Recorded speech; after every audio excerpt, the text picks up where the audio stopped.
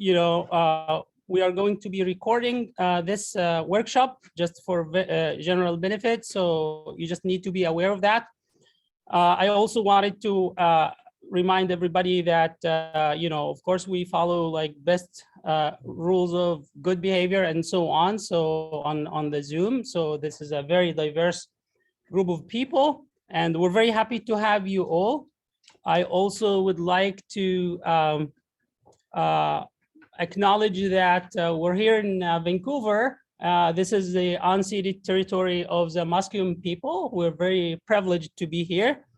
And yeah, without much more detail, I am going to start.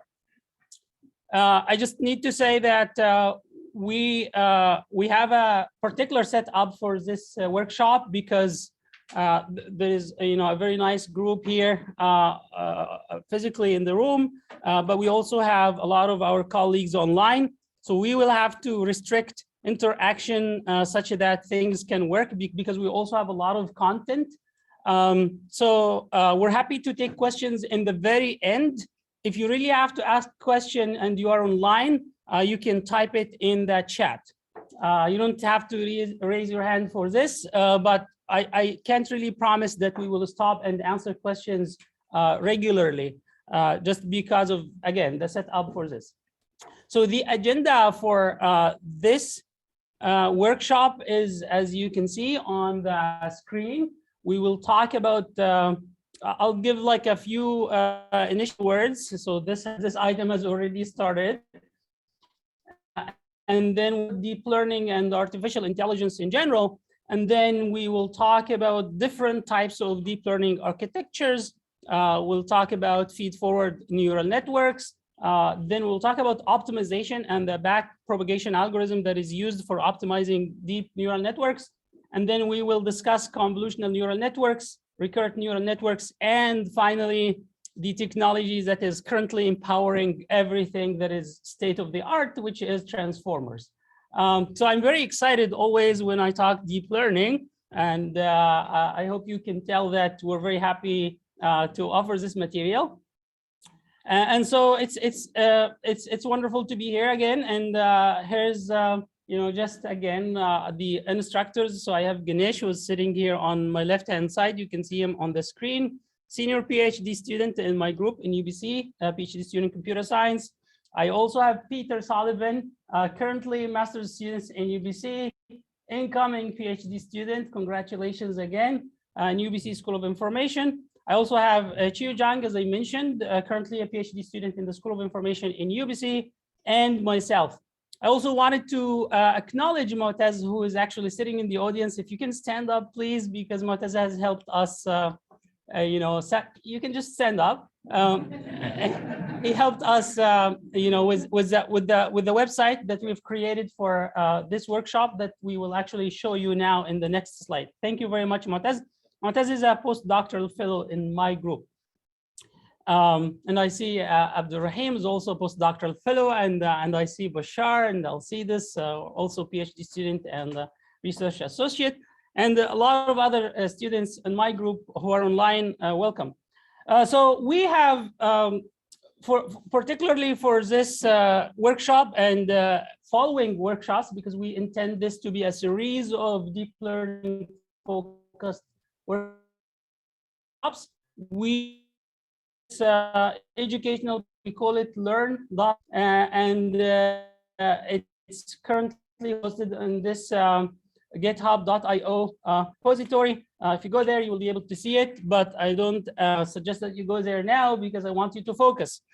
So I would suggest now that everybody in the room, and also please everybody online, mute your phone and set it aside. I really get thrown off when I see somebody looking at their phones.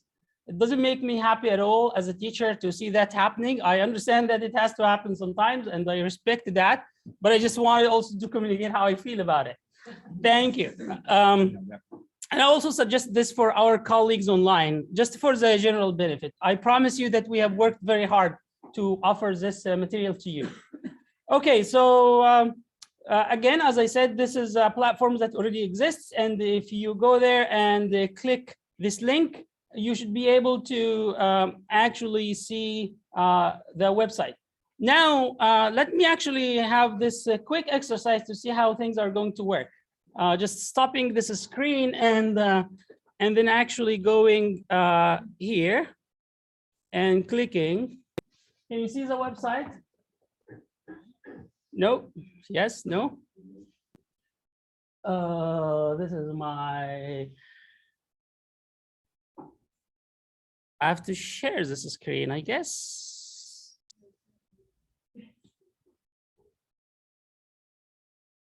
Can you see this? Yeah. Okay, great. But not here. But people online can see. Is that right? Yes. Yeah. Why is this different? But okay.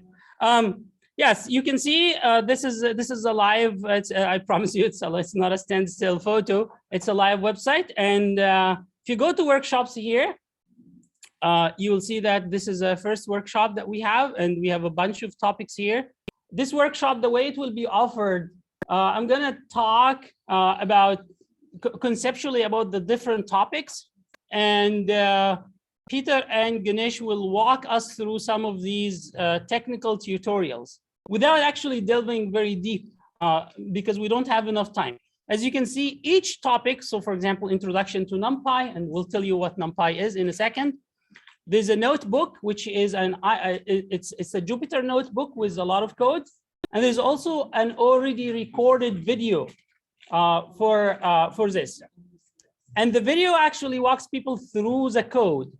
But because we don't have enough time to cover the code here, we have pre-recorded the video.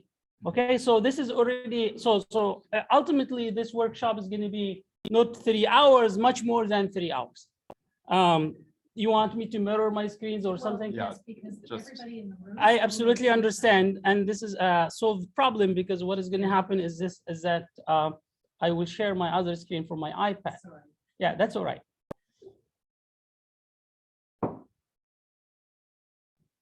We'll be going back to the website of the tutorials in a bit, but now I will actually start the conceptual part. And I assume everybody can see my screen again, and Corinne is happy. Yes. Thank you very much, Corinne, for keeping us. Yeah. Okay, I usually would say any questions before I start, but I'm not going to do that. Okay, so AI and deep learning. Again, as I said, what you will see in this workshop is going to be a lot of conceptual content. We worked very hard to make it digestible, accessible, and I spent so many hours trying to visualize everything and take back on the math side and so on. However, you're going to see a little bit of math and you're going to see a little bit of Python code because I can't do this without math, and we have to do some Python code because Peter likes us to do that. So we'll do it. I have to be a good advisor and listen. So, okay, so in this slide, you see AI and deep learning. So the idea is that artificial intelligence is really a big field, right? So it's a huge field, and machine learning is just a subset of it, and deep learning is a subset of machine learning. Okay, so usually when you hear people nowadays talking about AI, what they mean is machine learning, and what they mean by machine learning is deep learning. And the reason is that deep learning is currently the technology, or like the field that is actually driving, I would say, most of the progress you're seeing. Okay, so usually we didn't use to say AI until, like, I don't know, 2017, where everybody was saying AI. But yes, again, they just mean machine learning, and by machine learning, mostly deep learning. Okay, so this is good news for all of us here because our focus in this workshop is just deep learning. Okay, I'm not gonna talk about anything else. With one exception, and we'll cover optimization, which is a general topic, and we'll cover back propagation, which is related to deep learning again. Okay. Without actually going there, here's a big view. When we say we are doing machine learning, from the perspective of the data we use to do machine learning, we can have, roughly speaking, 3 types. Okay, I'm saying roughly speaking because it's not true anymore, but that's not necessary to talk about now. If I give you data that are labeled, and I say, can you design or train a machine learning system for me? And you use this data, usually labeled by humans, we would call this supervised machine learning. Why supervised? Because decisions are coming from the humans on that data, right? So we train the system with human decisions, labeled data, right? However, because labeled data is expensive, let's say I wanted to build a system to translate from a language we just discovered yesterday into English, or the other way around. We don't have any language there, so we have to give data to humans to do, manually translate and train a system on it, and so on. It's a very costly process. So sometimes we do what is known as unsupervised learning. And what is unsupervised learning? Well, you have a lot of data, and you just want to sort of get a sense of what these data are about. So if the idea here is to tease apart books by William Shakespeare and Dante, maybe the algorithm will actually try to create some categories, and 2 of these categories, one of them would be related to William Shakespeare books, and the other would be related to Dante books, right? So that's unsupervised. It's basically clustering the data you have, right? Now there is something in between, which is you have a little bit of labeled data, but not sufficient, right? You train an initial system, and then you try to use this initial system to sort of label other data that are not labeled. And then you use the decisions from this process of labeling, like automatic prediction of these labels, to enhance the system. And there are different ways of doing it. The idea is that you will grow your labeled data iteratively.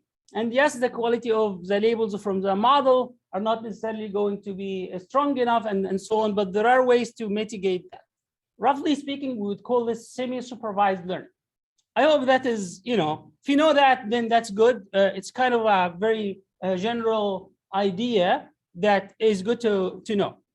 I said this is not only, these are not the only types of thinking about machine learning in terms of the data we use and so on, because there are other types of supervision. Most importantly now, there is this idea of self-supervised learning, which maybe come up later, but if I don't talk about it, just look it up, okay? Self-supervised learning. And the idea of self-supervised learning is that we take raw data that are not labeled and we turn it to label the data automatically somehow, and then we can actually use this. And this is actually the type of supervision that is driving a lot of applications that you see right now, okay? Very rough example of it, if you have a sentence you take from the internet, now you can mask one token from this sentence, and you already know what this token was, or like word was. And so you can actually ask the system a question saying, what was this word? And you already have the label of the word because you knew it, right? And so the system will try to answer this question. And this is self-supervised learning, okay? And we can do a lot of it because we have a lot of raw data that is not labeled. And this is actually a very successful approach, okay? You can do it with image, because you can take an image, mask some regions of the image, task the model to reconstruct the identity of these regions, and by just doing that, the model will learn good representations from the data, and then you can do it on new data. Okay, cool. Now let's talk about deep learning, okay? Because we don't have a lot of time to talk about everything general, okay? Deep learning is, as I said now, is the technology behind this progress, and it has a lot of biological inspiration. What you see here on the screen is the human cortex. And the idea is that as a human, when I see an object, let's say I see, what's your name here? Manville. Manville. Yes. Okay, great. Happy to have here Manville. If I see Manville, so I see his face. And what happens in my brain is that I mean, I recognize that this is a human face, and it's almost like something happening immediately. I can see also June, and I know that's a human face. However, scientists tell us that, this is actually something that happens at stages. Because it's so quick, and we're used to it, we learned a lot as humans. We grew up, we learned that this is a human face and so on. Think about a baby, how they recognize, and this will start to make sense to you, right? But it happens at stages. So when some object comes to the eye here, to the retina of the eye, then this is some signal, right? And this signal will move around in different regions in the brain, and after different time steps, the brain will actually start to recognize, oh, this is like, some simple edge or some corner or whatever. But then in a little bit, you can put things together and you can say, okay, this is actually a human face. But it goes through stages, as you can see here, visualized on the screen. Again, we really don't think about it this way because we don't have to, right? But actually, this can inspire us to build artificial neural networks that can actually learn through these different stages. We can organize these neurons together in layers, and we can task them to learn gradually. And our hope is that they will be able to actually learn. With that said, let me show you a neuron. Okay, so this is a body cell. Okay, we can call it a neuron, and there is information coming in through these formations called dendrites.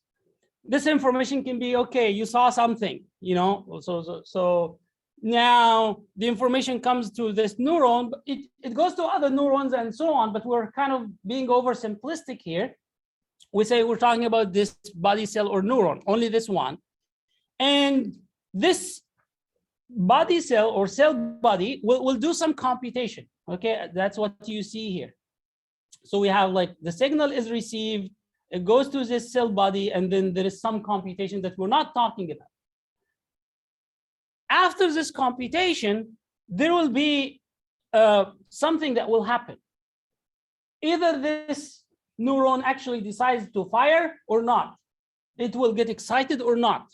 Okay, and whether it is going to be excited or not, this signal is going to actually move around in what is known as axons. Okay, these are also other formations that carries this. But through these axons, there will be some activations like firing rates and so on happening, here. Okay, so I can just symbolize them with this, which is you know what this is, but it's just like some function that will output some something, some excitation. Okay, it will allow something to, and what this means is that other neurons which live in this region will receive this information and they will act upon it. Okay, in the previous image you saw, like, I see something, then I start to realize some simple visual edges and corners and so on, and then it goes to the next level and so on. This is what exactly you're seeing here, but at a very simplistic level. Okay, now can we build neural networks, artificial neural networks that can mimic this behavior? And the answer is yes. That's what deep learning is all about. Okay, I would usually again say any questions, but I won't. I put this, and I actually linked to some videos that I am not going to show, but I will give you the slides and you can watch them offline at your leisure time. This is actually interesting because scientists were kind of like trying to show cats, something on a screen, and they recorded what happens in the brains of cats, and you can see like the brain of the cat, something getting excited there, and there is a sound. So that's like just this is all about the inspiration, the biological inspiration. Very interesting. If you can, if you go to YouTube and try to watch this, you will see what I'm talking about. Okay, good. Done with biological inspiration. Let's get into some math. Don't worry. Okay, no. I have a couple more slides. This is just saying, if you have a picture, you can think about a picture as a bunch of pixels, right? And these pixels you will pass them, you will pass this information one way or another to a model. And this is talking about, you know, a bunch of artificial neurons realizing some edges, for example. You know, we can say we will design a neural network that has multiple layers. The first layer will be able to realize or recognize these edges. But you know that these edges, if you put them together, they can actually tell you about some shape, right? So if you go here, you will see like a human eye, right? And the human eye is actually a bunch of things put together. So think about what is happening in the second layer as a compositional function of what happened in the first layer. It takes input, it takes the output from the previous layer, and then it gives you some higher level of recognition. So the idea I'm trying to drive home here is that by designing artificial neural networks as layered machines, you know, as architectures that have multiple layers, each layer will allow us to get a higher level of understanding or recognition. And this is why a neural network that's very deep, meaning that it has so many layers, is a very powerful neural network, because through each of these layers, we will be doing a lot of stuff. We will spend like most of the time in this workshop talking about what happens in these layers, okay? There's a lot of processing that happens that is important for the learning of the network. The third layer here is telling us that we are able to recognize human faces. Life is good. Only 3 layers, and this is actually an actual project visualizing what neural networks see, okay, on a computer vision task. Great. Now, I had a title of this slide, but I changed it. The title was "Deep Learning is Everywhere," but I don't like hype, so I changed it. But you know, if I were to put it, it wouldn't exactly be hype, because deep learning is everywhere. So I take that back. Okay, so this is just saying that deep learning is in speech, in language, in image processing. You know, whatever it is. If you have used your phone today to translate, or if you use your browser, it's empowered by a neural network. Any modern machine translation technology that is doing well is empowered by a neural network. It's already in production, and that's like since 2018 or so. Okay, so, and it's not only translation, but things like speech. You know, the technology and all the big tech is empowered by, and you know, Peter here works on speech. I have also Bashar, who is working on speech, still waiting for something revolutionary to come out, but I think there are interesting things happening.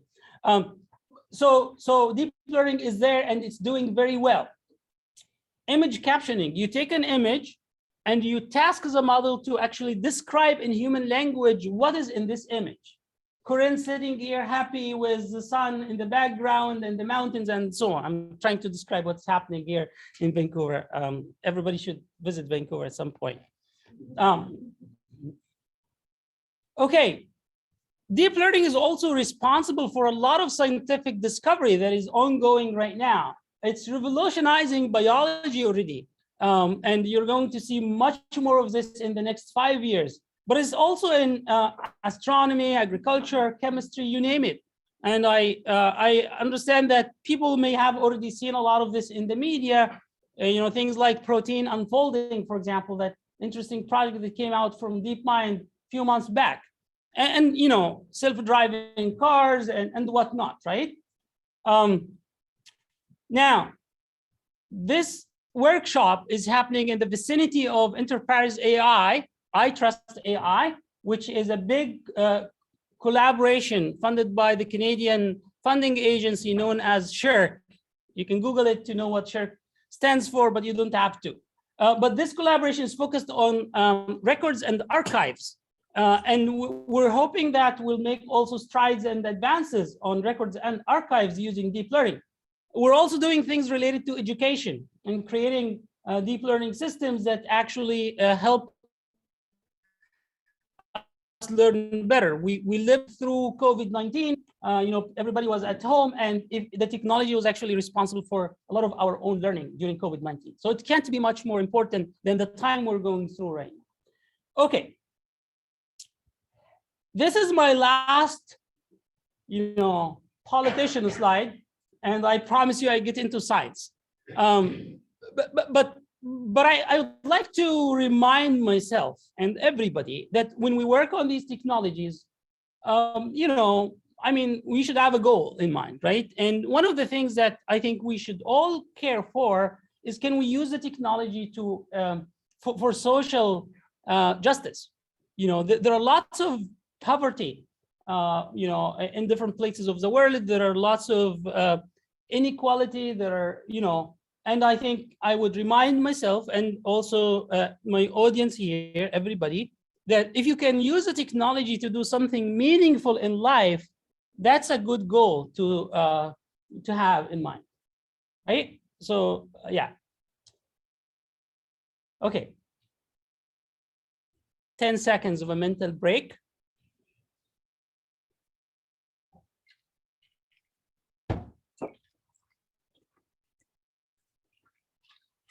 Now we are going to talk about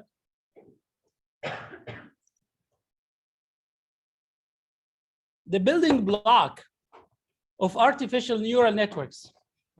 Are you ready? I'm not asking you to do anything yet, but okay.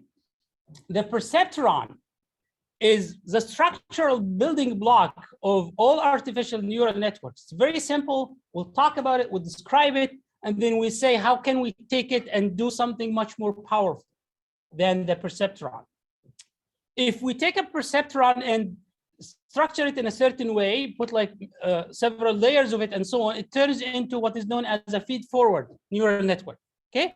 Or sometimes we refer to it as a multi-layer perceptron, MLP. There will be some abbreviations in this tutorial workshop, but I'll say what they are, okay? Good. Are you ready for the perceptron? Okay, great. I know that Jim is ready. So here is an artificial neural network. I now have talked to you about the biological inspiration, and let's talk about the artificial, tools that we're trying to create. This is one neuron, and okay, so I visualized it this way. There's some sort of an engine, like something inside, because there is some computation happening. And my goal is to actually explain to you what this computation is, right? Cool. Think about a neuron that gets some input. And this input, I will talk about it in terms of an X. This is just a symbol. Subscript 1 to M, there are like many, so it's an itemized kind of, like, think about it as a list of, items, right? So X1, X2, X3 to XM, okay? And what is this X? It can be anything. I can give, I'll see this, an image of a cat, and I take this image and I turn it into some representation. What is this representation? This representation can be a vector. What is a vector? Think about it as a list of items. Mathematically speaking, it's an object with a direction and a magnitude. But just think about it as a list of, numbers. Okay, so X1 will be a number, X2 will be a number, XM will be a number. Okay, and all of these X's are just a representation of a single image, right? So we take an image and we represent it this way. We can take a word and represent it as a vector. We can take like a speech token, like a chunk of a file from speech, and we change it into some vectorized representation. So this is a general purpose kind of idea. And now the idea is that we want to connect, we want to send this information to a neuron, right? And we will say that every time we're sending one of these X's, we will have some sort of a weight. So W1, W2, Wm are just a set of weights. Life is good? And this just means that, when the neuron is looking at this information, how much should it give, how much should it care for X1, for example? So I'm just like weighting this X1 somehow. versus x2 and so on, right? So this is a function of these weights. Now, what's your name again, please? Sandy, S-A-N-D-Y. Sandy, beautiful name. And you know, these weights are going to be the story of our life for the next 2.5 hours. Why? Because that's what we are going to try to do with this network. We're going to try to learn a good set of weights. And that's what means to learn. Okay, and I'll tell you how we do this. All right, cool. So let's move on. Small thing, we add another kind of thing, we call it a bias. It's just a node that we set to 1 in the beginning of learning process. And it will allow us to just be flexible, like moving around, you know, some threshold, like, you know, the values in these weights, you know, it will give us some flexibility, okay? And we'll give it actually a weight 0. So we go from W0 to WM with these weights, working with the bias unit, but also with all the features within this vector. Great, good. You can almost remove this bias thing and we can work without it if we wanted to, but you know, was it understood that it is there? But I will not do that. It shouldn't bother you, okay? Now, there will be a little bit of, you know, mathematical symbols and so on, because it's really necessary. It's a precise language we should use to do things, okay? But I will try to describe it, but sometimes, you know, as you can imagine, I can't really go into all levels of detail. What is happening here, this is a beautiful slide. I hope you will agree with me after I go over it. Okay, so what happens is, this is something that you already saw. And I already showed you that there was some neuron here with some computation engine, and these things were getting into it. Now I replaced this neuron with like this thing, and this thing, right? Let me actually try to explain to you what these things are. The first thing that will happen is that we will take these sets of weights, or this set of weights, and we will multiply each weight with its corresponding feature. So like this one with this one, this one with this one, this one with this one, this one with this one. Okay, so this is what it means when I say xi and wi. Xi can be this this b1, or let's say xi will be x1. Okay, and wi can be like this w1. You know, the value of I will vary, right? Because we go from 1 to m, and we sum over these. This sigma just means sum over. Okay, so sigma is gonna stick with us, so you better know what it is. Okay, we're summing over all the values of I when we multiply, you know, the xi with wi. Does this make sense? You just do this multiplication and we sum, and then we always add this w0, like that bias term. Okay, this should be very, very straightforward. And what happens? So this is a summation thing, right? And what happens is that after we do the summation and addition, right, we will pass this information to something here, which we will call a nonlinear function. Why a nonlinear function? I told you that when stuff goes into a cell body or a neuron, it can get excited with various degrees of you know, with various thresholds, right? So this nonlinear function is basically you know, a tool that will tell us how much, you know, excitation there should be. Okay, the next slide will actually drive this point home even clearer, but I'm just saying now. Okay, so I do this weighted summation. Okay, and then I have some value. I can call this value, I can take this whole thing and I can call this whole amount that, you know, if it is bothering you, I can call it Z, and then I just work with Z. Abstraction is a beautiful thing, right? You just take this whole thing, put it in your pocket and call it Z. Okay, what is Muhammad? Muhammad is a bunch of things, you know, like thinking, like whatever shape, color, language, whatever, and we call them Muhammad. It's the same idea, right? So we'll be doing actually some of this in the next few slides, but now we take Muhammad, or this information, you know, that we call Z, and pass it to a nonlinear function G. What is a nonlinear function? I'll tell you. Okay, but we pass this to G,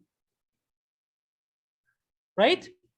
and G is a nonlinear function. And this nonlinear function allows us to do something, okay? And then ultimately, once we go through this whole process, are you with me? Once we go through this whole process, we will be trying to say, what do we predict? Is this a cat or an elephant? If this was an image, right? Because it's a prediction, we put a hat. Anything that is predicted, we just put a hat. And Y means like the label that we are working with. So we predict a Y hat, which is the predicted label. Would you remember this? Y hat is the predicted label coming from the model after the model has learned. Yes? Sorry, you said you wanted questions later. I'll take this one this time. So like this is meant to be an entire network, not just one neuron. This is only one neuron. We're at that simple stage now. Okay, so one neuron makes a Y hat? No, we'll put like a whole thing, a whole network. This is a simplistic view of what is happening. The next, the slide after the next slide will give you a bunch of neurons and build a network. Okay, but if you were to simplify, this is basically what happens through a neuron. And if we take that information from a single neuron, we'll try to predict. We'll get this Y hat. But yes, you're right. In reality, this is not what happens. This whole thing is going to be a whole network. You're going to have fun looking at these networks in 2.5 minutes. So far, so good? No. Okay, you have a question? Yeah. Very good question. Bring up that. For your exciting or stimulated prediction, the prediction is in our artificial intelligence AI database. Sometimes we don't know something. How can we predict? Can you come from our unknown neutron, conscious mind to computer mind to get something we don't know? How can we predict? Can you say that again? If the database we don't know, how can we predict? This process has nothing to do with the data that we're working with. We learn it from the data, but the learning happens through the network. So the learning happens through the network, and I'll show you how this is possible. Good. Thank you. Yeah, absolutely. Thank you for the good question, and thank you for the first question as well. These will be the only 2 questions I'll take for the next hour. I'm just joking. Happy to take questions, but Thank you for coming. yeah, sure. That's ironic. Okay. Now I'm showing you the exact same thing as the previous slide, but I added this part. What is this part? This is an actual human cell body or neuron. And I'm telling you, okay, things come in. This is X1, X2, X3, and so on. We have these weights. They are very small, but I can make them bigger for you if that makes you happy, right? And they come in and they're gonna pass through this neuron and we'll do this weighted summation that I explained before. And then now we want to know how much activation should there be, like this cell body or this neuron will get excited or not, and to what extent, right? Then we will need something called an activation function that I called the G in the what is this activation function? I haven't explained that yet, but there will be some activation, right? And so this will pass through this axon, which is like some sort of a formation that connects these neurons to one another. Life is good, yeah. And then this information will pass to other things and so on in this whole process. Okay. So now I haven't really added anything new in this slide except this biological thing, right? Just to make it intuitive to you. Look at it very well, because nothing intuitive will be in the, I'm just joking. Okay, cool. Now let's actually say, well, this whole thing was just a vector X that has like X0, X1 to Xm. Maybe we can just add this one with it. So this is our X, right? These weights, we can actually put them into another vector. And think about a vector as a list. right? So this is our X. We just put it in this list of values, and the weights are just another list of values, right? And then we do this process, right? So basically I took this bunch of values, instead of just saying go from I1 to IM and do the summation, like I took this whole part and said, let's actually work with a more efficient way of doing things, which is like put a bunch of values of X into a vector, put a bunch of weights into another vector, and let's work with some vector math, like we'll do the math, So basically, in order to multiply these two vectors, so this is X by W, but we'll do something called transpose. Don't worry about it. It's just like taking this X and flipping it, around. It's something like turning it from a column vector to a raw vector, to a row vector, okay? And that's what transpose means. That's what X transpose means, okay? We multiply and then we add this thing, and then we do this nonlinear function G that I haven't told you what it is, and then we try to predict. That's our Y hat. So far, so good. Not much new information, just like put stuff into vectors and multiply this way, but you have to transpose the X. Can we call it a space? Yeah, it's a vector space. Yes, we do things in vector space. Exactly. Thank you, Sandy. Yeah. Good. Now, I told you that I can take this whole this whole thing and call it a Z. So this is what I'm doing now. So I'll be doing G of Z, right? So I took this person, like whatever is about this person, I call them Muhammad. Same thing happening here. So I do G of Z. And what is G? G is just a function. It's a mathematical function. What is a function? A coffee machine is a function. You put something in it, you get coffee. You don't have to know what is happening inside unless you want to, okay? Just think about a function as, a machine that gives you some behavior.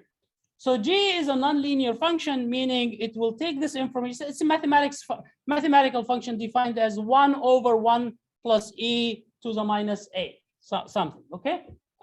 So, and it will give you an output that's between 0 and 1. Always the output from this function is going to be between 0 and 1. Makes sense? Why do we use it? It's useful. Because it bounds our information in a certain way. Whatever you give it is going to put it between 0 and 1. No matter what the value you will give it, it will always be between 0 and 1. Yeah, so it's going to help us do whatever we want to do. And again, this is what we will now call the activation function. I showed you that this is, what's going to happen and be carried by the axon. Great. Good. Okay, cool. Now, I invite you to use your imagination. I can't really move that slow all the time. And make things ultra intuitive all the time. So you have to live up with some level of abstraction and imagination. And this is also recorded, so we'll give you this whole thing, okay? But I think it's important to start slow because everything will build on top of this, background. Great. I will now say that, okay, G is our friend. We know what G is. G is great. We love G. But there are also other friends in the neighborhood, which we'll call, other nonlinear functions. The whole idea of, I showed you like 3 layers that ultimately learn human faces. And I said each layer will have will do something with our data. So we'll get a better representation. It allows us to learn better. And one way, it will allow us to learn better, we will put an activation function within each layer. And there are different types of activation functions. Think about activation functions as the spices you put in the food. Unless you really like food without spices, you really want to put some good spices in the food because that makes it tasty. Yeah, so 3 more activation functions for your collection: sigmoid, ReLU, and tanh. Here's the math for each one of them. A sigmoid is is just what you saw in the previous slide. It's between 0 and 1. The output will always be between 0 and 1. A ReLU is an abbreviation for rectified linear unit. And it's a very simple function, but it's also very successful. You give it whatever, and it will give you either 0 or that whatever.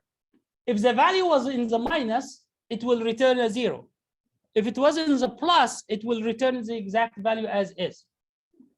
Okay, so a ReLU of something, note that I'm using G to refer to all of them, because that's okay. Like now we kind of use G to refer to any function, and that's fine, just like a nonlinear function. Okay, I could also change it if I wanted to, but because here I say G of Z, now it's a sigmoid of Z, and this is G of Z. It's just like a ReLU of Z, which is equal to the maximum of 0 or Z itself, like the value that you have. You don't have to worry about this math, but yeah, so it's going to be either 0 or the maximum that you get. This tanh function, it's something that's going to give you a value between -1 and 1. It's still bounded, it's still nice to work with, and so on. Okay, so these are the spices that we will put and while we're cooking these neural networks. Okay, good. Why is it important to use these nonlinear functions?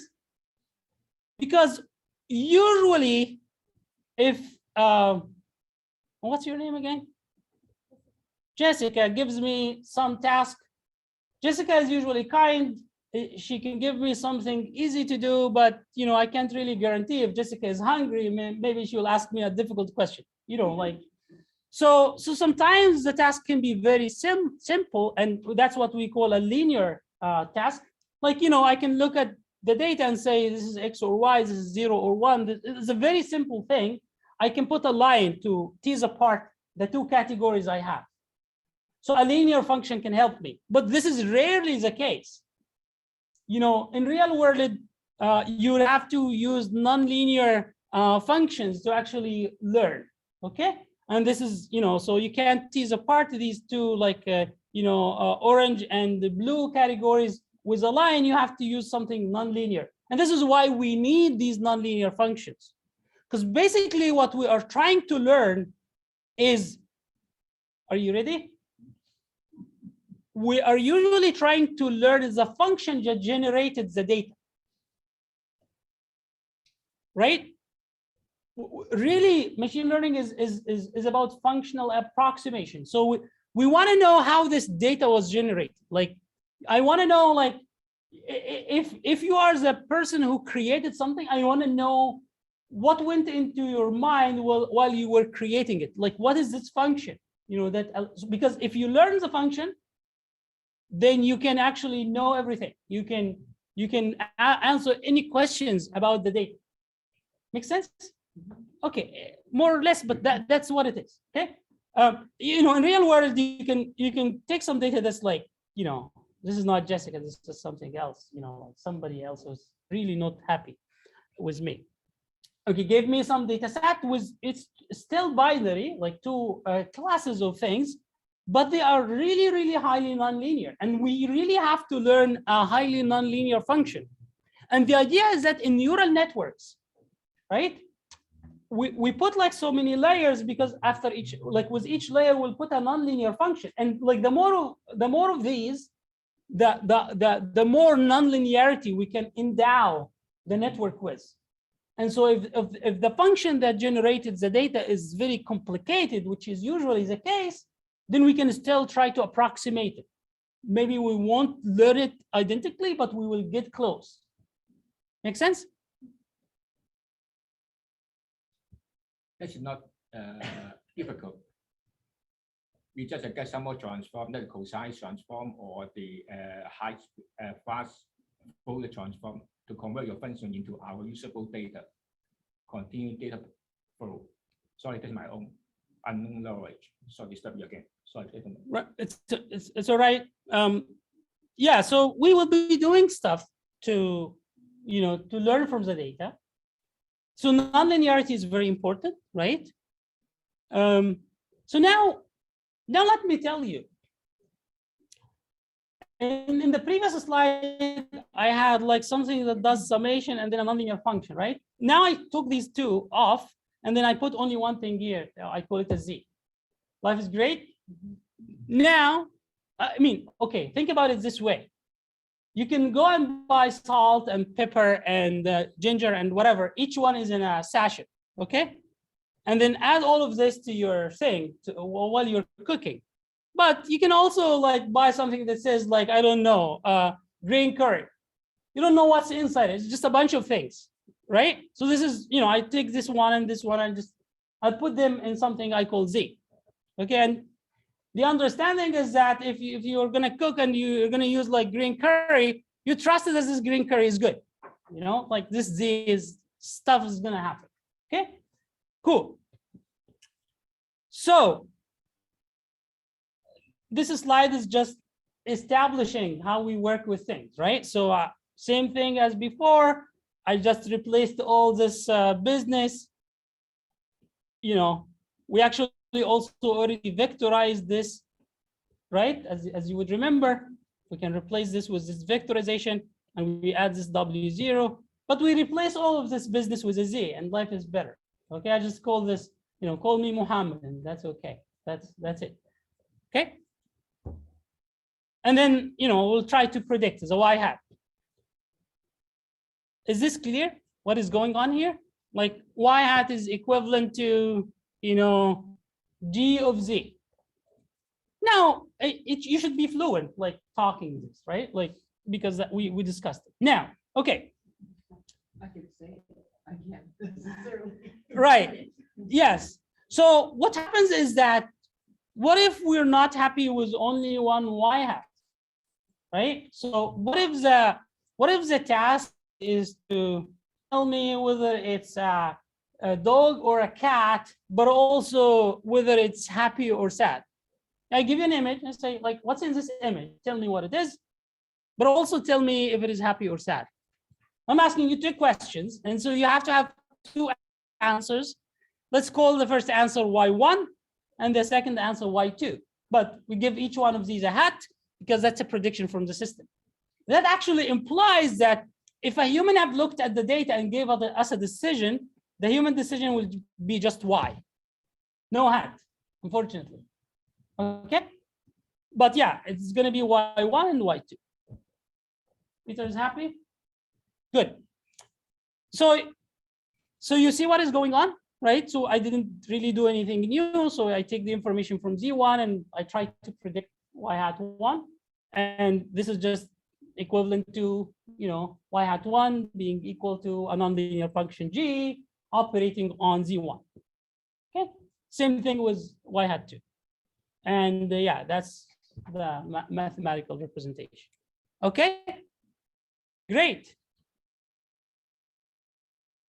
Now let's actually build a single layer feed-forward neural network. You know, this one is not really different from what you've seen before.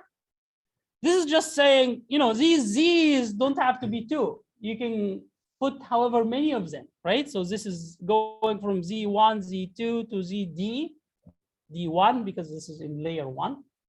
Because I can also add a bunch of layers of Z's. I only put one layer here, but I can put a bunch. So now,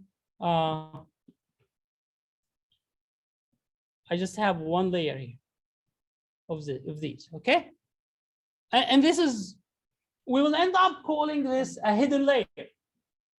We're worried about saying this now because it's not really a deep network yet, and you know, it's just a single layer, and this network is actually not powerful. So it needs to be deeper in order to be more powerful, okay? But the idea of this slide is that we want to learn some language so that we can actually talk about these neural networks, okay? So what is happening here is that, you know, we pass the information. Oh, something interesting also happened here. I took like a W0, W1, W2, Wm. I put them in a matrix. What is a matrix? It's just some mathematical, think about it as a table. How about that? You know, of like these numbers. These weights are just values. They are just numbers. And because this matrix of weights is connecting input to first hidden layer, I call it W1, W superscript 1. Life is good? And then there's another matrix of weights that's going to connect this layer of Z's to the layer of predictions, Y1 and Y2, and I will call this matrix W2. Is this great? Cool. Can we say the matrix is an interconnection? Excuse me? Can we say the matrix is an interconnection to the right path? You know, I would want to stay a little bit high level at this point. But this is just a simple matrix that has a bunch of values. And we will use this matrix to learn. Okay? And now, is this very clear what we see now? So we have a layer of input, a hidden layer, a layer of output. And this layer of output, I said like dog or cat, and is it happy or sad? So 2 decisions, but you know, there can be more decisions. Is this the type of cat that you will see in Vancouver, or is this coming from, I don't know, like Richmond? Right? So you can actually ask more questions, and this you will have more whys. Make sense? So far, I haven't talked about one thing, which is this part. Do you see? And there are a bunch of them. Well, actually, I have. You have a quantity Z, and you put a nonlinear function G on top of it. But we just have a bunch of them as well, right? So like GZ1, GZ2, and so on, right? And what is this? This is a nonlinear function. Like you take the information, you transform it. Yeah? So everything in this slide should be very clear, I hope. I mean, the math here is also very simple because you already have seen this part. I just, instead of saying W, I said W1, right? And I add W0, but that's related to layer 1. Whatever I'll get, I'll call it Z1, ZI. ZI here will vary. I will be equal to I1, I2, I3, and so on. So this is the first I, so I call it 1, 2, until D. Yeah, and now I take this ZI, I pass it, I will do some further processing, and because this further processing, when it is happening, I will do some more multiplication.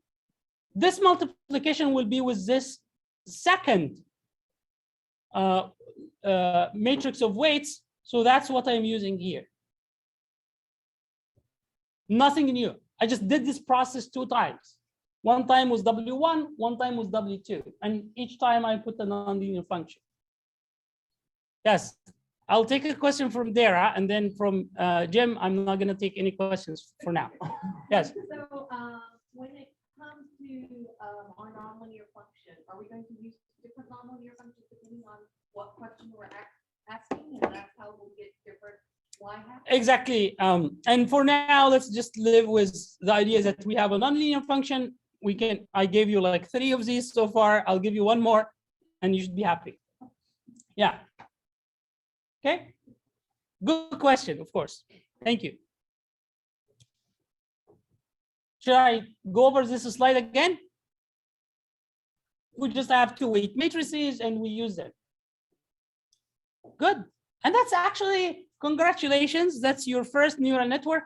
It's a feed-forward neural network. It's a very simple one. It only has 1 layer, 1 hidden layer, this hidden layer, but it's a neural network. It's a fully functional neural network. Okay, it will get you nowhere, but it's a neural network. Yeah? Yeah, okay. Actually, that's not true. Even a small feed-forward neural network with some nonlinearity will be able to solve certain problems, okay? But we're not very excited about these problems. We're looking for something harder. So we're more ambitious. Okay, cool.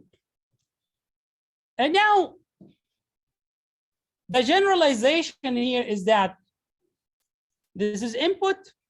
I can now add however many number of hidden layers, and this is output.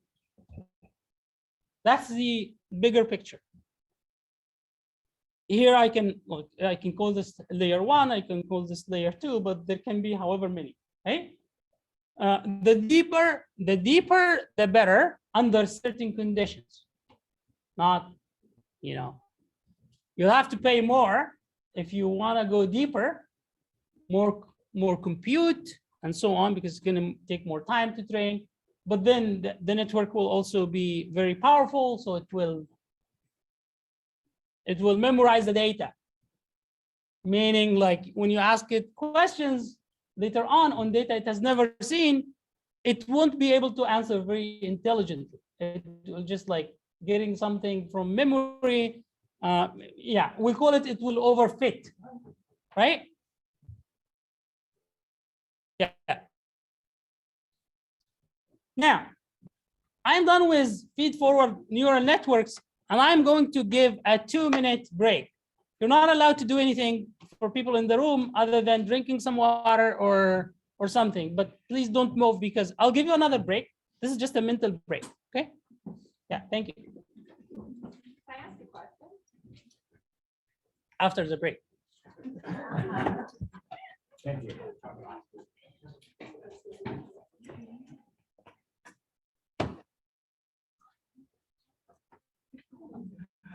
Hey Ganesh. Hey. How are you doing? Good. Yes.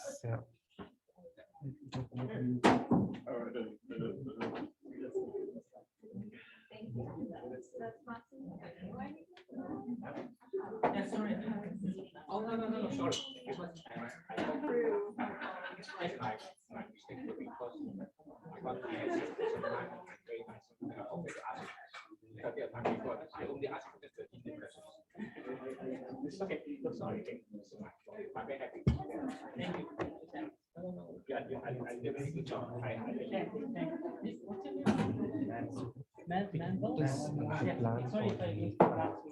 Notebooks, tutorial, so lecture will be done and then later or it is a test class. Right. So you will complete and then it stop. Yeah, he said he might be with us for 15 minutes to go through the. Yeah, feed forward, I think what you have done like very important. At least that has to be done. That's the hands-on.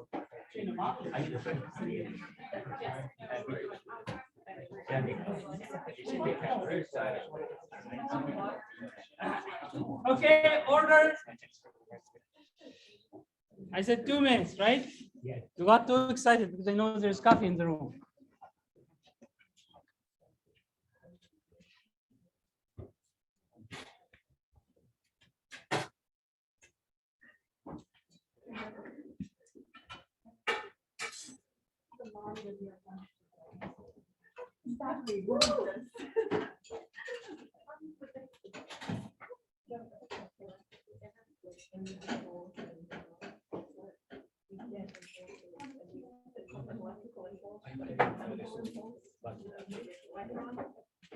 Thank you very much. It's not because of the content would be uninteresting or anything. Okay. Thank you, Esther.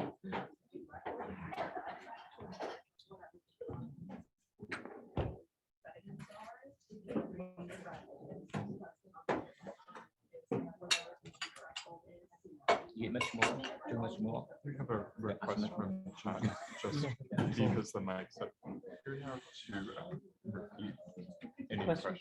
That's mine. If I don't. There will be no question. Don't worry.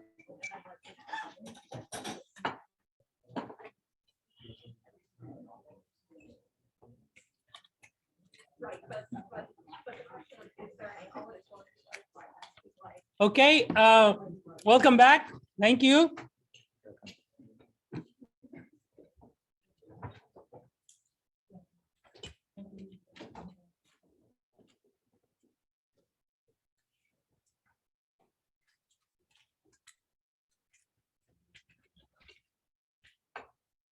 All right, so now we've talked about the feed-forward neural networks.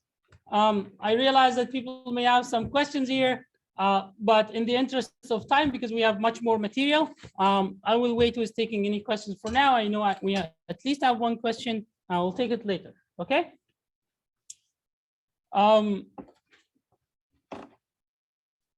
This next part is good that it's happening after people more, and hopefully people at home, our colleagues, are also had a short break.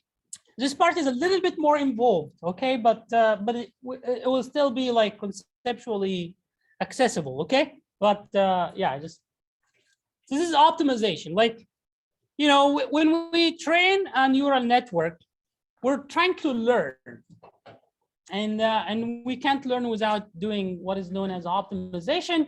The way we do this in neural networks, we're gonna have to talk about what is a function, okay? Because I told you that all what we're trying to do is to learn the function that generated the data, right? When we try to learn a function, maybe we'll make mistakes, right? Every learning, if there are no mistakes, it's boring learning. It's easy. It's like, if you don't make mistakes, you're not gonna learn. That's how it is, okay? It just means that you're not moving around enough.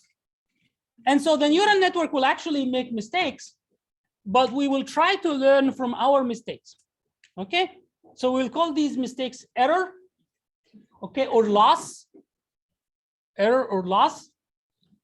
And we are going to try to minimize the loss, okay? We're gonna try to minimize the loss, okay? So basically, you can think of this loss as a function, and we're going to try to minimize that function. Did you take this one? You can think about the error or the loss as a function, and we will try to minimize that function. Now it's beautiful because if you give me a function, I can graph this function. I can go around and say, this is a function. I just graphed it, right? And then maybe here, this area here, this is the minimum of this function. Because we're going to be trying to minimize the function, right? Which means like, we identify where the function is minimum, okay? Because we said it's a loss function, and we'll try to minimize loss, okay? So this is exactly what we're going to be doing, and it's nice because when we think about the loss or the error as a function, and when we say we want to minimize the loss or the error, we know how to do this because we know how to minimize a function, and our way of minimizing a function. Okay, are you there? Our way of minimizing the function is gonna say, okay, tell me if I'm here, for example, or if I'm here, like if I'm anywhere in the function, if you tell me what is the slope of the function at the point I'm standing, right? I'm gonna go to the opposite direction of the slope. So if this slope is negative, I'm gonna go positive. If it is positive, I'm gonna go negative. Like, because I'm always gonna go down. I try to minimize, right? Make sense? So we want to identify the slope of the function. Now, actually, this slope is nice. The mathematical term of it comes from the field of calculus, and it's called the derivative. Now I tricked you into a discussion about the derivative in calculus by just saying, there is error or loss, we're trying to minimize. If we think about it as a function, we'll try to minimize it. And for us to be able to minimize it, we will need to know the slope. And this slope is just called the derivative. Make sense? That's it. Just need a tinge of calculus to go through this process. And it's the idea of the derivative. And I will show it to you. But basically I talked about 5 slides in the future now. I just summarized them. Okay? And it took scientists a couple hundred years to actually go through this thing and discover like, this concept of derivatives and like, the limits and like things related to it and so on. But, okay, so it's 2 minutes. Now, I'll take a step back and I'll go through some of the things that I have already said, okay? Because I think this part is also important. So now, assume that you're trying to predict temperature, right? And assume you have, Corinne told me that the temperature today is 20, and that's the Y. Fortunately, it doesn't have any hat because the hat is the Y from the model, right? And we will say that the model is wrong. It said 14. How did this happen? Well, I have a neural network, and I'll assume that this neural network is giving me like, it has some nodes, for simplification. Now I'm just gonna say it has like H1 and H2. What is H1 and H2? Just take it as is, like 2 things, each one of them is gonna give me like some number. This one is gonna give me 10, this one is gonna give me 4. And the idea is that we will just like add these up. So there is some sort of processing that's gonna happen here, which is addition. It's a gate that just adds the stuff up. I mean, in feed-forward neural networks, it was a little bit more complicated than this. We said we will do like a weighted summation and then a nonlinearity, right? But we already explained this, right? Now I'm actually going even simpler, taking a step back and going a little bit simpler, just saying, just add. But in your mind, you should think that we can do more interesting things. Make sense? Okay, if we take this value and add them up, so the prediction will be 14. Corinne is not happy because it should be 20. I mean, it's like more like 50 today. Okay. The simple thing that will happen is that we will take the desired. The desired is like the human label, right? Which is 20. We will subtract the predicted, which is the Y hat, which is 14, and that will be our error. Our error is equal to 6. So we're gonna have to teach this network, to do better job. Okay, so now our task is to minimize this error. Like this error is 6. Like if I'm able to predict this value with an error of 2, that's better than an error of 6. Make sense? That's exactly trying to minimize the loss or error. And this one will say, okay, so let's actually, instead of saying this is 10, we'll add 2. So it's gonna add up to 16, 20 minus 16 is 4. 4 is better than 6, so we did better, right? And if we continue to do this several times, then we're gonna actually approximate the function that generated the data. We minimize the loss function, okay? But I arbitrarily said, change this weight from 10 to 12, 10 plus 2 basically, right? I just manually set it. However, the network will try to learn how to adjust the weights automatically. But hopefully now this idea of adjusting the weights makes sense to you. Does it? Because when we adjust these weights of the network, it will enable us to come up with a Y hat, a prediction that's closer to reality. Yeah?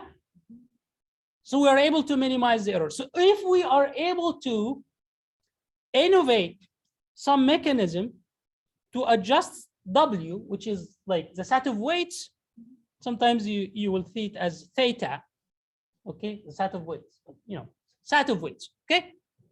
If you are able to come up with a mechanism to adjust these weights, then you can learn. Make sense? And our mechanism of adjusting weights will be to try to minimize the loss function. Okay, now I will talk to you about how to minimize the loss function. Okay. This is not saying anything new, it's just saying, instead of addition, you can do something more interesting, which we have talked already about, nonlinearities and stuff, such as using a sigmoid function. We will do this by identifying the derivative of the function. Like I graphed a function for you and I said, I want to know the slope of the function at any point so that I go down. Okay, so this is the idea of the derivative. And we just like move in the direction opposite to the derivative because we're going to go down. Again, that's basically calculus. And yeah. Now, let me actually take half a step back. In reality, this is like 10 steps back. Because I'm actually saying, what is a function? What is a function, right? I mean, I started out saying a function is a coffee machine. You know, just like put something, get coffee, right? Yeah, a function is just, you know, it's a relationship. It takes some input, it gives you some output. Some function never give you any output, but that's okay. You know, you can think about it this way, okay? So f of x, if you think about x as a symbol that stands for something, so this function f of x is always going to take the x multiplied by 2, add 3. So that's a function. That is good. And a function I can actually, you know, internally, are you there? Internally, a function can be composed of other functions. Technically, we call it a functional. Okay? Yeah, but yeah, so a function can be composed of other internal functions. So for example, this f of x can be equivalent to another g of x, right? So f of x is basically like g of x, which goes to O of x. You know, a function of a function, basically. Life is great. Yeah. In fact, I said O of g of x. Let me explain this, right? So you have a coffee machine. You put the capsule, you get coffee. Wonderful. I'm going to actually give you a better coffee machine. Okay? And this better coffee machine, internally, it has a coffee machine. You know, you put the capsule, you get coffee. But this new coffee machine is a little bit bigger. It also, once it gets the coffee, it adds like cream or milk. Make sense? So the one that does the coffee is called G. The one that adds the milk is O. But this O needs the G. You can't put milk if you don't have coffee. I mean, you can try. Yeah? Good? So this O is actually beautiful because once we do nonlinear functions, which we call G, we want to get some output. And we just call it O because of this, because that's going to give us some output. We're going to use this output to predict, okay? This is just saying what I have said. The concept of optimization is just, you know, the idea of maximizing or minimizing a function is called, you know, the function that does this is called an objective function. If you want to minimize or maximize, you know, and you have some criterion to do this, this is called the objective function or the criterion. Okay? Okay, so just some language to be able to talk about these things. And then when we are minimizing a function, you know, we call it the cost function. Okay, because we have some error, right? We want to minimize the error, we call it the error function or the cost function or the loss function. Okay, just some language here. Usually you will see this denoted as like this asterisk. So if I say x asterisk is the argument of f of x, it means like I'm trying to identify, you know, the values that will give me the minimal of this function. Okay, and when I say the values, like x is our input, right? When I say the values, these values, we assume they are going to live somewhere. And we already agreed they will live within this W, which is like the set of weights, just a table of weights, as we agreed before. It's not represented here, but it's assumed that, you know, the way we will minimize some, we're going to just store our values somewhere. So far, so good? Cool. Yeah. Okay, 2.5 slides of calculus. It shouldn't be too bad because the sun is up today. Okay, so actually, so I always encourage people. So we joke when we talk about math and so on, but you know, it's actually a very good idea to not to be intimidated, and it takes some time, but you know, it will work. eventually. So the idea here is that in order to know the slope of the function, which is what we call the derivative of the function, it's a very simple thing. We will have some language to talk about it. So if I have a function f of x that gives us an output y, you know, this x and y are two real numbers. When I say real numbers, just think about them as numbers: 1, 2, minus 2, 0.5, whatever, you know. And basically the derivative is usually denoted as this. No, this f, put like some prime or bar or whatever you want to call it, like this. Okay, so if the function is f of x, the derivative of the function is written like this, f prime x. Okay, and basically this derivative is just the slope of the function. Life is good? Yeah, done. This is what the rest of the slide says. Now, there is actually a long story how mathematicians came up with this idea of derivative. Very interesting story. I said like it took like 100 plus years to 200. I don't know. So there is a good history behind this. But let me actually tell it to you very quickly. You know, this red line is a function. Like I'm looking here at the left-hand side. I have some value x. And the function of it is f of x, and I can graph this function. By graphing the function, I mean this red line, this zigzaggy red line, right? And now this brown line is the slope. This one is the slope. This brown line here is the slope of the function. I shouldn't be using red when I annotate. So let me.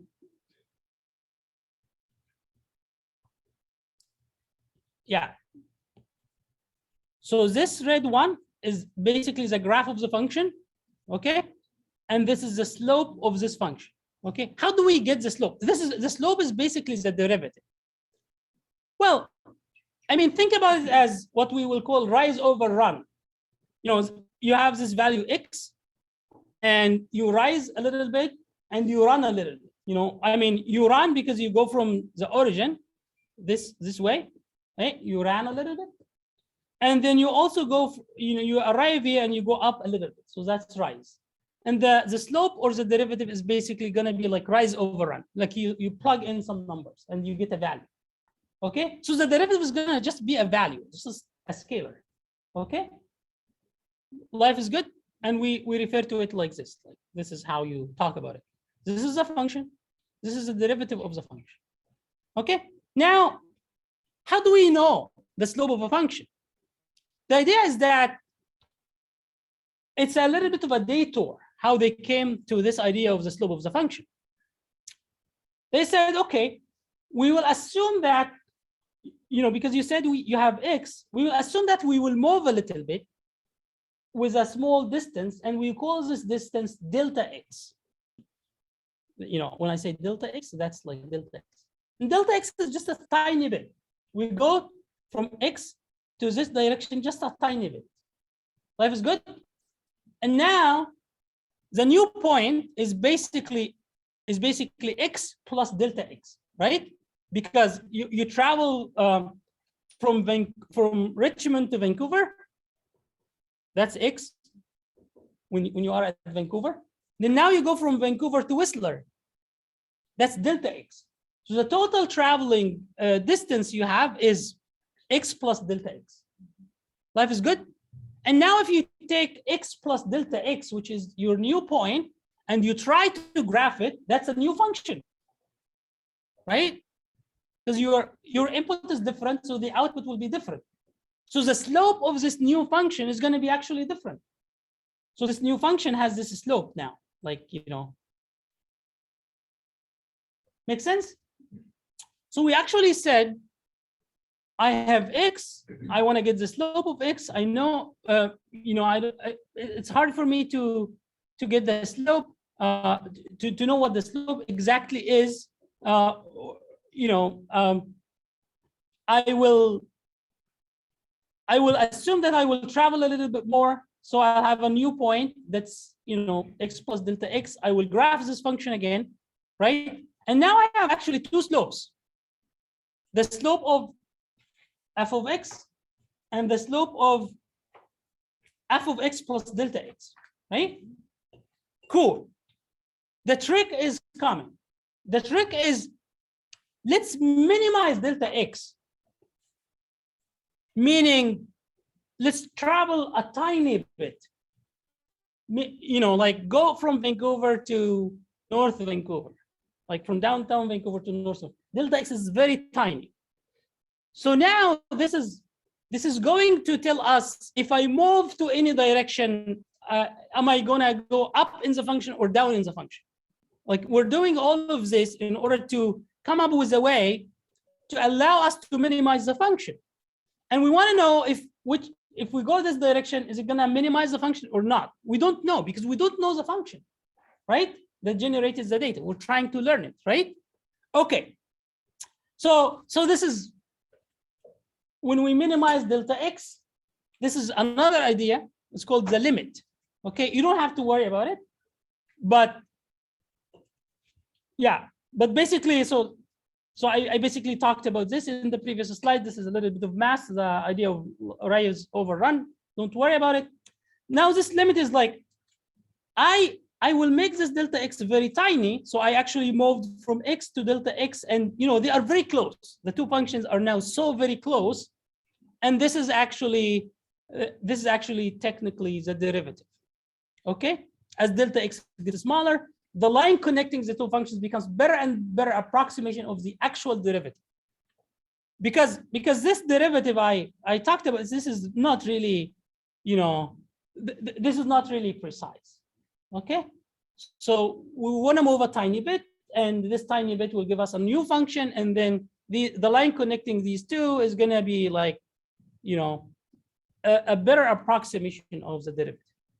Okay, take it offline and think more about it, but this is what it is. Okay. Differentiated. Yeah.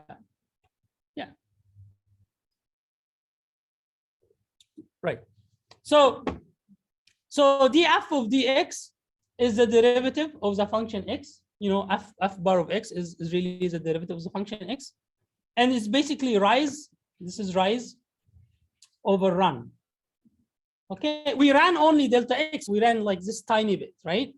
And the rise we were here already. We rise a little bit more when we have this delta x. We had the rise and the run, and then we ran a little bit and we rose a little bit more. Okay, so the new function is just going to be rise over run as well. And as we try to minimize this delta x as it approximates 0, then the line connecting these two functions will be a very good value of the derivative. Okay, we don't really get to hit the 0, but as you know, in mathematics, between any two numbers, like between 0 and 1, there is an infinite number of numbers. Okay, we just say, okay, we're just going to go to 0, almost 0, but it's not 0. Okay, but almost 0 because there is an infinite number of points between this. Okay, enough of this. There are two more slides, which is going to say in neural networks, we don't have a function where we are trying to identify. I mean, our function in neural networks is not, here I talked to you about x, right? I want to get the derivative of x. In neural networks, we have multiple dimensions. We don't have a single point. We have functions that are actually multivariate functions, meaning like we're moving in multidimensional space. And when we want to get the derivative of a function in multiple dimensions, we don't call it the derivative. We call it a vector of derivatives, a bunch of derivatives, actually, right? So more precisely, we call it partial derivatives. Partial derivatives. Another term to talk about it is called the gradient. Okay? Which is just going to be a vector of partial derivatives. Okay? This is what is in the next two slides. I will not go over them, but the idea is that we want to minimize the error function. We have to think some math, basically calculus. It's very, very simple. And I walked you through the simple version. Okay? Now, if I jump a little bit here, this slide is very nice, and I'm gonna say it, and then I'm gonna give you a tiny bit of break. Okay. There is some intuition. Like if you understand this slide, then you'll get back to your intuition level of comfort. Don't try to read what's on the slide, okay? Because it has a lot of stuff. Let me walk you through it, okay? I have some input, which is like 1/2 x squared. This is just a number, okay? I send it to a function x, okay? And then I graph this function x. Basically, when I graph it, I get this. Okay, so this is f of x. When you graph it, you get like this nicely shaped thing. And now the idea is, if I give you a certain point, if this point is here, right? Meaning if x is positive, you know, because here x is positive, right? Yeah, x is equal to 1. So x is larger than 0. Then the derivative of this function is also larger than the 0, meaning we have a positive slope. Okay, so in order to decrease this function, in order to minimize this function, because that's the loss or error function, which direction should we go? Should we go up or down? If the derivative is positive, looking this way, we go to the opposite direction. We want to actually go here. This is what is called the global minimum of the function. This is the best we can do. This means the error is equal to 0. Okay? Make sense? Whereas if we were here, right, that means is that, you know, this function is equal to -1. The input to the function is negative. When you graph the function, the slope is also negative, right? So we want to go to the opposite direction of the slope, so we go to the right direction because we want to reach 0 as well. Okay, we're always wanting to go to you know, a point that's minimal, right? So I've shown you a function that I have graphed, and I have shown you 2 points on this function. And what happens if you get a positive slope? Then you go to the opposite direction to get to 0, this way. And if you get like a negative slope, so you go this direction, you know, the positive direction. So it's always the opposite. It's going to be minus the derivative. Like you put a minus sign before the derivative, because that means like you're going to the opposite direction. Okay. Now the problem is, are you there? The problem is we know what to do, but I don't know if I'm here and I know that I should go this direction. I don't know how much will get me to the best point. So this arrow, this distance, I don't know how much should I travel in this direction.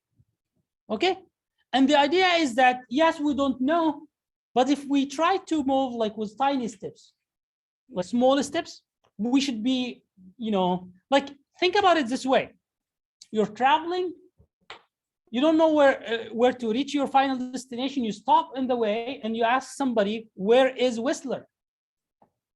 And the person actually doesn't know, but the person says, he or she says, I actually can't help you very much, but I know vaguely, if you keep driving this direction for 5 kilometers, you're still doing well. Make sense? So it's safe for you to travel 5 kilometers to this direction. So we are going to say, we're going to follow the opposite of the derivative, the opposite direction of the derivative with a step size. Make sense? With a step size. And we try to make this step size small so that we don't make a lot of mistakes. In reality, we will make mistakes, even with a small step size, but because it was a small, you know, if you drive to the wrong direction, you can come back. And it's still, you haven't really incurred a lot of trouble. Make sense?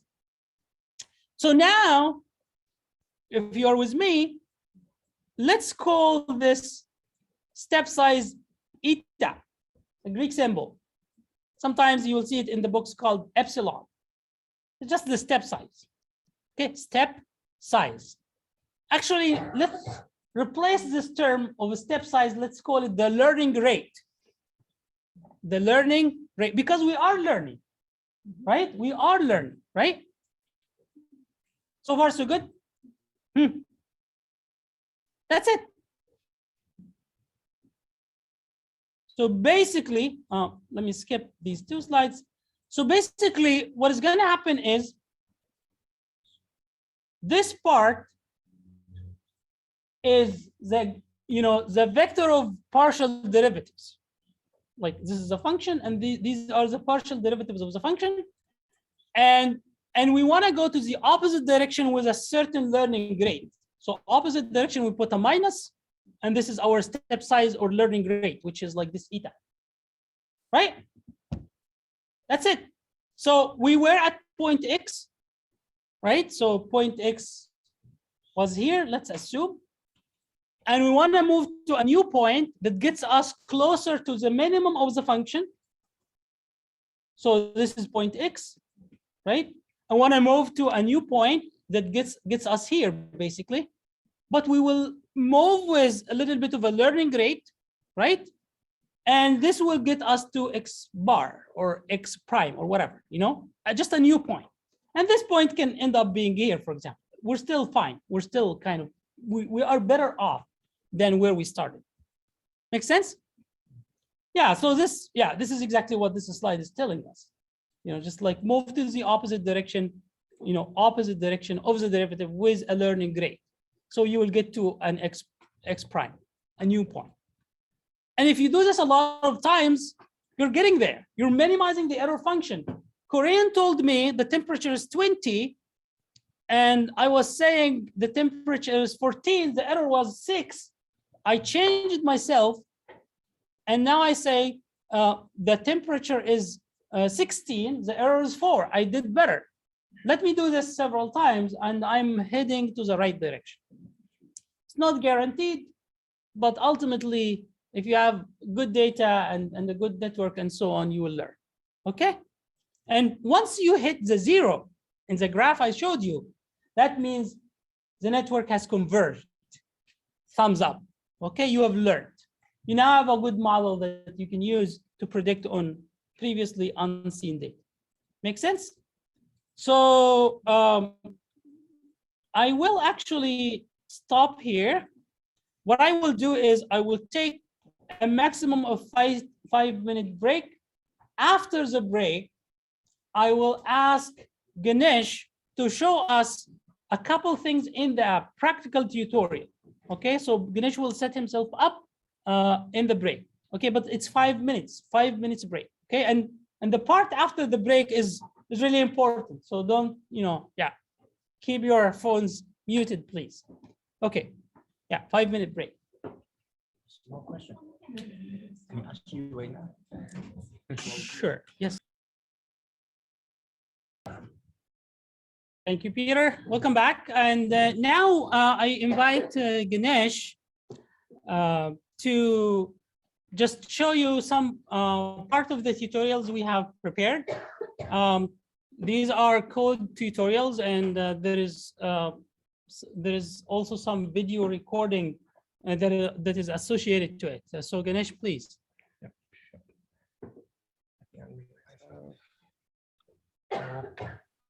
People can hear me. Hear you. I hope people can hear me.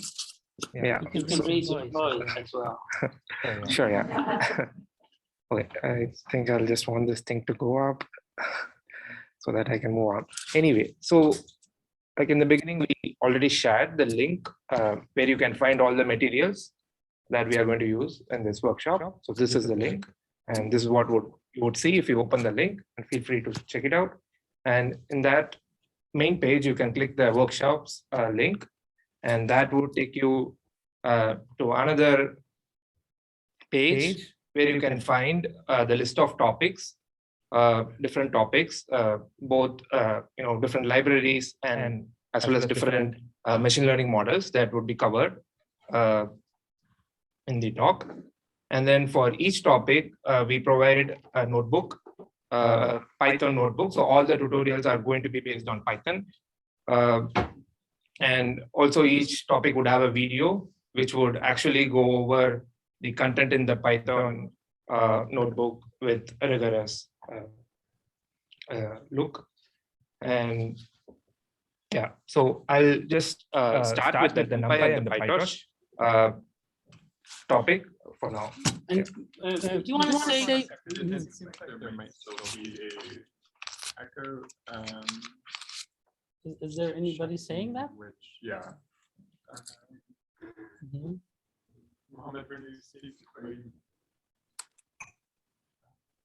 Which microphone is picking up this?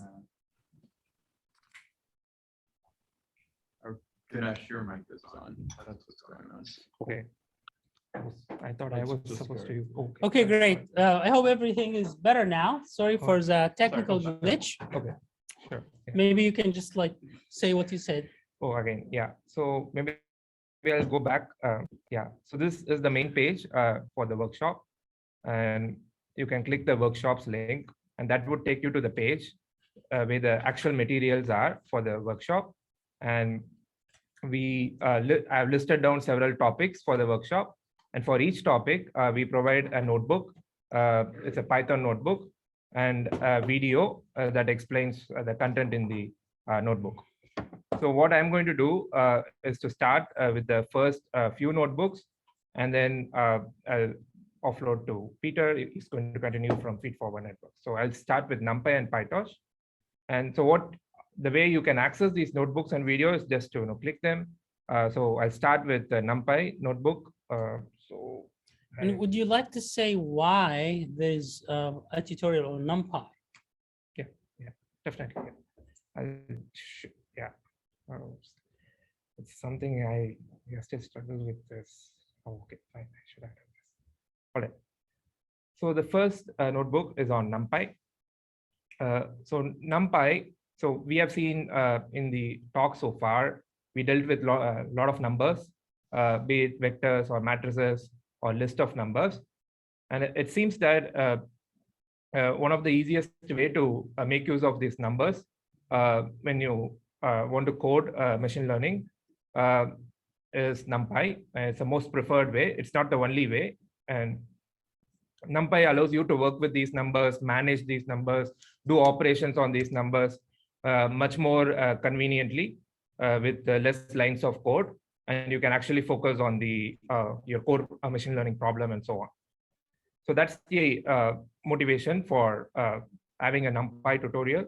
And so Numpy is a Python library. You can install it just using a single line of command.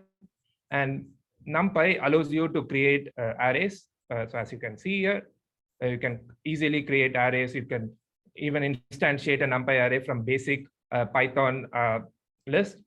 And not just creating the array, you can also try to slice few elements in the array, try to select few elements in the array. So you can do that. So we talk about indexing. So that's where we slice. And as I said before, one of the important thing Numpy tries to alleviate is to work with these numbers.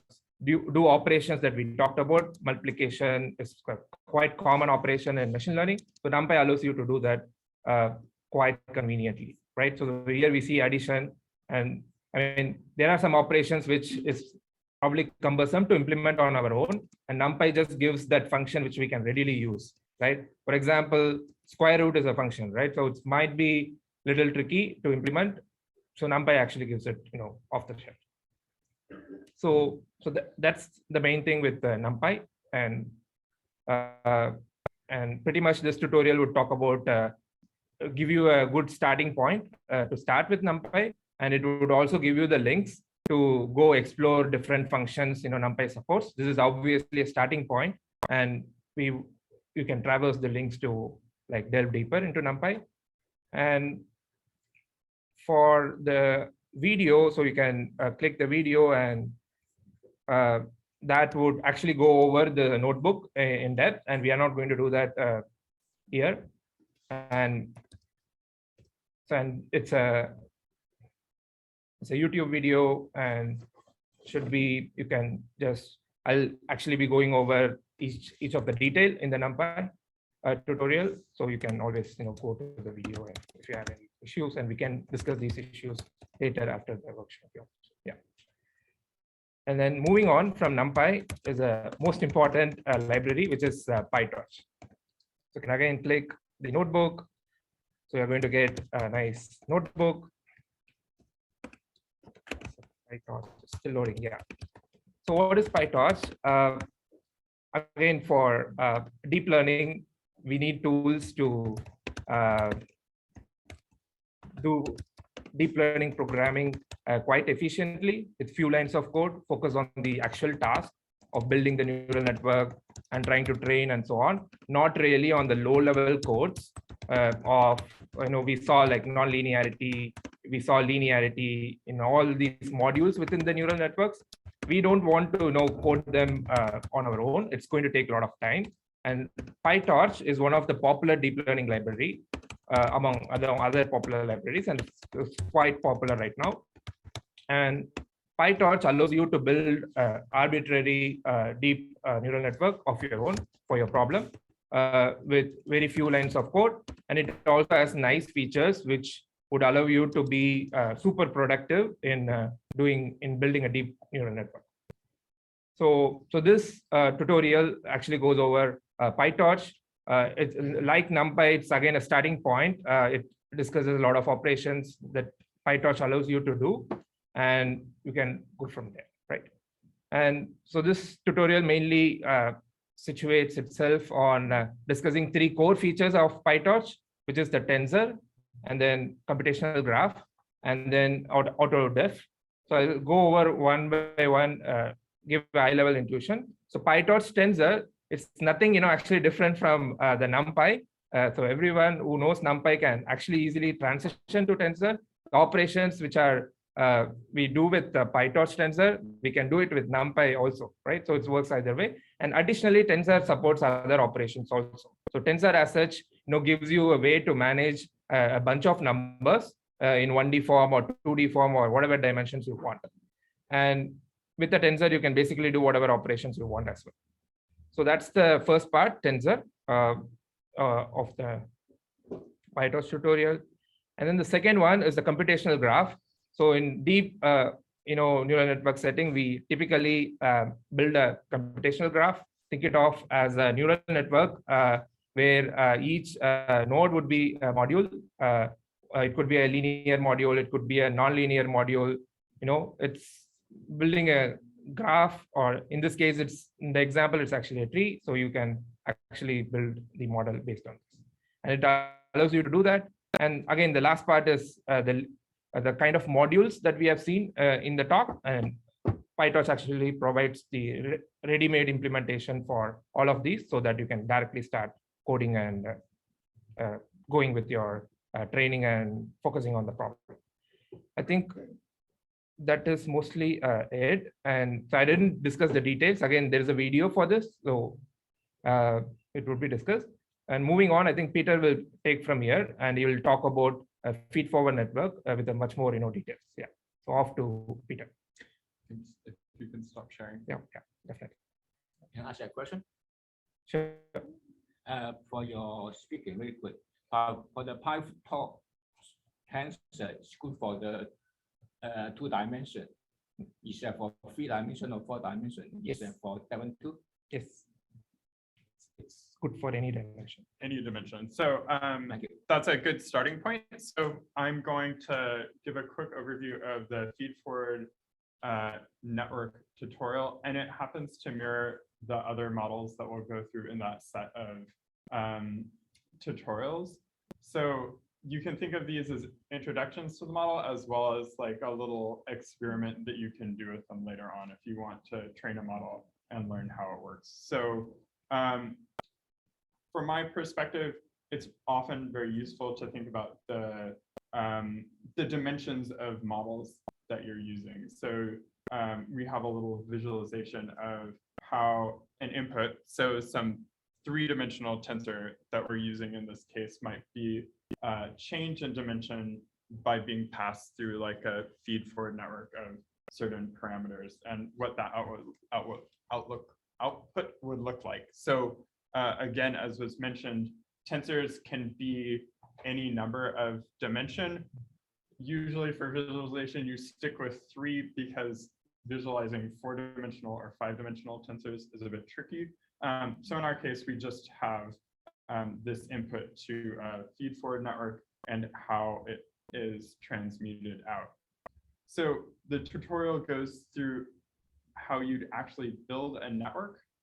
So looking at the input-output, how that would look in code, as well as the actual tensor values that you can see, and the actual values of the weights as you're building it. So sometimes this is useful if you want to know how to inspect whether you're using the right data type, like the value being stored in the tensor is useful. Knowing how to get access to what the weights of your tensor or the what your actual values of the inputs is useful. So we've talked a lot about different activation functions. So key part of any neural network is combining these transformations, like using a linear layer in a feed-forward network with the nonlinear activation. And this is just a quick overview of what these look like in comparison. And then how you'd be able to combine those with a linear layer to build a simple model that you could technically train, sort of like the Perceptron base model. And then later on, we give a classification task where you'll use a given known corpus that's already been labeled, and you can use that for a simple test of your model. So in this case, we use the Stanford Sentiment Tree Bank, which is just a bunch of small sentences which are labeled as like good or bad. So like, this movie sucked would be a negative sentiment sentence. And what we're going to do in this tutorial is basically use a very simple feed-forward network to classify those sets of sentiments into good or bad. So we'll go through the tokenization and the data processing part of it. So generally, if you're working with text data, you have to be considerate about how you're turning that text into actual like numerical values that are stored in your tensor. And so we give examples of how you can do that, as well as package those into a single training batch that can then be fed into your model batch by batch. So generally, you don't train one item at a time. Generally, you'll package things up, make it in, so you have maybe like 16 to 64, however many different examples, and pass that batch all at once when you're training. So this would be what a batch looks like in our case. We've got a bunch of the labels and then the different token IDs that would correspond to that same batch. So that's a bunch of different sentences that have been bundled up. And then we'll have some training and evaluation code that we'll use alongside a more general network that will incorporate some of the other details that I didn't go through here, but are in the video. So those all get packaged up, and then you can train it just to see how well it does on this classification task. And then finally, most useful is actually plotting things out to see how well these different classifiers or deep learning models do in a given task. So that's pretty much it for just an overview of how the tutorial on individual models are laid out. Yeah, okay, great. Thank you very much, Peter. And as you could see, we're just staying high level.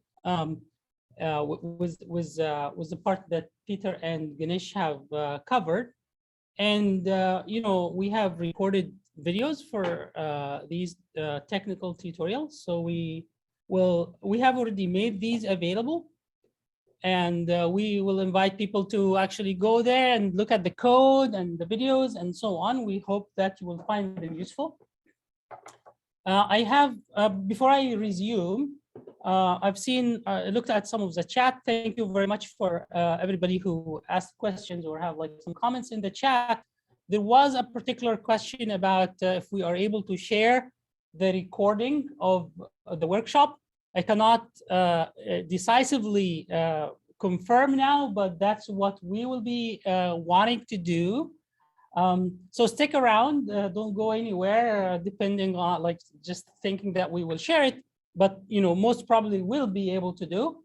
And for people who are registered, we'll be happy to send you an email with the link to this recording.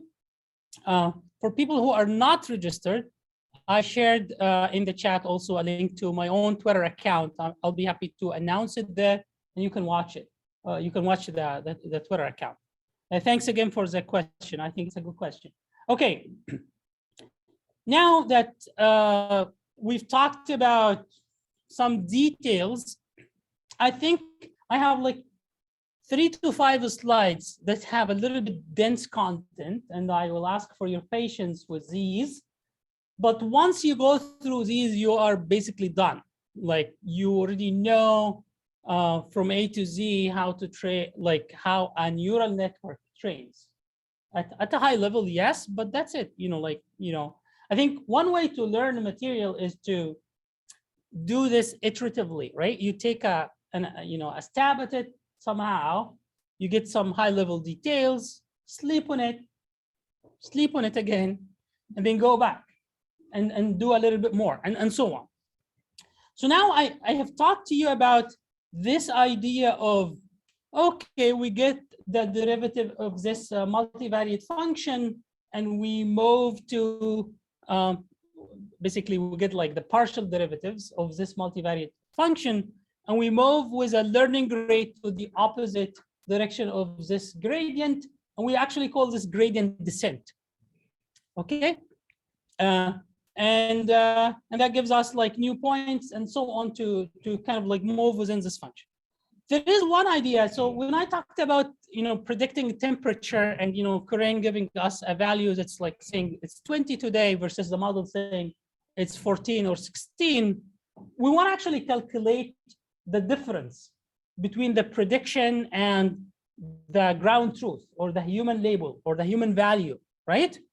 Sometimes we call it the gold label, G-O-L-D, this value. Okay, so how do we actually do this?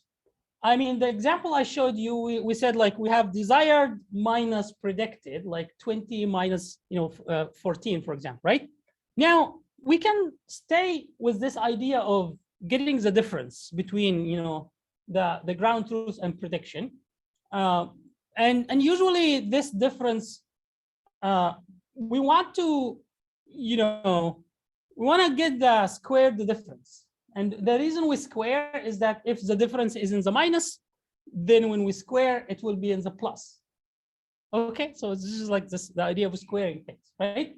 So in reality, in neural networks, we don't, I'm talking about the upcoming slide, basically. So don't look at this slide because it has nothing to do with what I'm saying.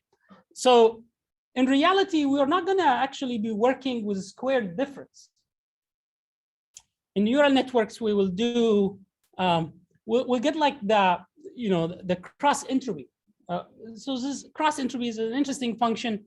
It's just gonna, compare like the distribution of things that as we're getting from the model to the ground truth distribution of things, and get like some difference between these two somehow.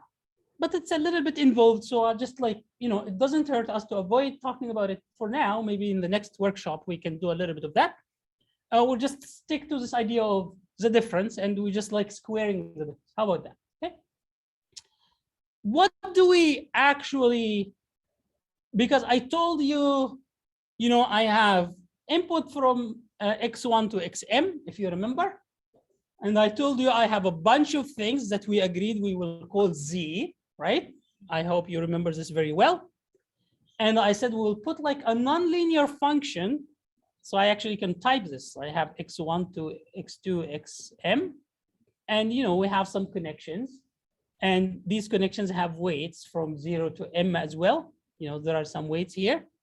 And then we have some stuff happening, and we'll just say there is like some z. I mean, ultimately, this is like a weighted summation, right? So, and then a nonlinear function, okay?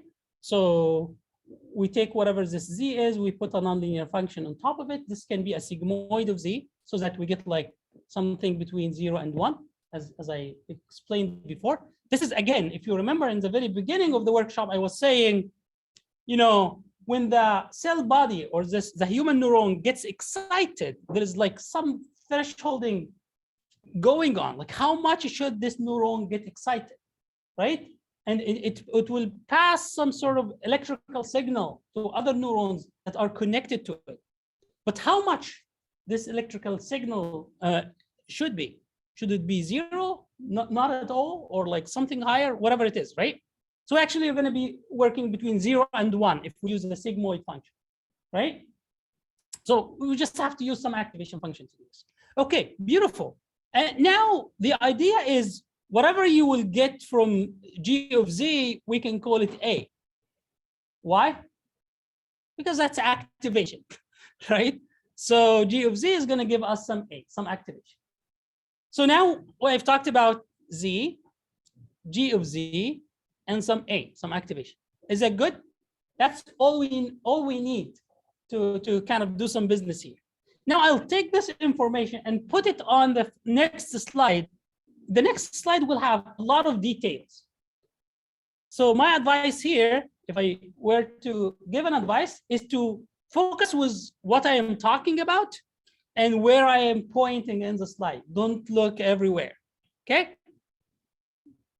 Agreed? Cool. I mean, you have seen this slide before. This is input, right? This is hidden layer. But now I actually say we have another hidden layer, this one. I only give it a single z, but you can, use your imagination. We can have a bunch of z's here, right? So another z, another z, another z, and so on. We agree on that. Between friends, we know that there are a bunch of other z's, okay? And this will be the first hidden layer, right? So the first hidden layer, and this will be another hidden layer, the second hidden layer, and we can actually add a bunch of these if we wanted to. So far, so good. What we will do is it a dog or a cat? Which is the prediction, the y hat, right? We only have a single y here, but we can have a bunch, which is like dog or cat, happy or sad is dog or cat, or is it from Vancouver or Whistler? So like three types of prediction here. It can be from everywhere else, like anywhere else. But yeah, so we can have a bunch of y's as well. So far, so good. Great. Cool. There are a lot of other things on the slide, and I know it's bothering you now, and you want me to talk about these things. Okay, let's actually do that. I mean, I remind you that we had like what we called before W1, like a matrix of weights, and W2, another matrix of weights in this neighborhood, right? Between each two layers, there is like a matrix of weights.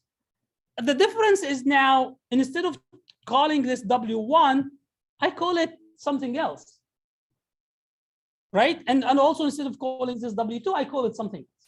Like why? Well, L refers to layer, and let's actually start this naming tradition from the end to the beginning of the network, which is like going back now. Okay, why are we going back? Because what I talked to you about previously was like what is known as the forward pass. You pass over through the data like in a forward pass. Now we are going to be trying to compare the predicted value, which is 14, to the gold truth or the ground truth, which is 20. And so it means that we reached the end of what we wanted to do and we made a mistake and we want to go back and correct our mistake. It's like you wanted to go from Vancouver to Whistler and and you are at Whistler, but you actually forget the food. You have to go back, and maybe when you go back, you also realize that the car you were using is terrible. So let me actually get another car. Like, you will do a lot of other decisions. Okay.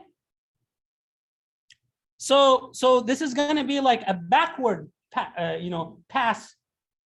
So, and this is called back propagation. Okay, and I'll talk a bit about it a little bit. Okay, so good. So now I will call this WL, just like this is the last layer. Take it from me, okay, and this is like the matrix of weights for the layer before the last layer, which is like L minus 1, right? Okay, I mean, if this was not the last layer, so this could be WL, this is WL minus 1, this is WL minus 2, whatever it is, just like some naming tradition, yeah. So I hope that is clear. Now I talked to you. Let's zoom in a little bit. I talked to you already about these Z's, right? And each Z is something, and we pass it to a nonlinear function G, right? I mean, what is Z? Can somebody tell me?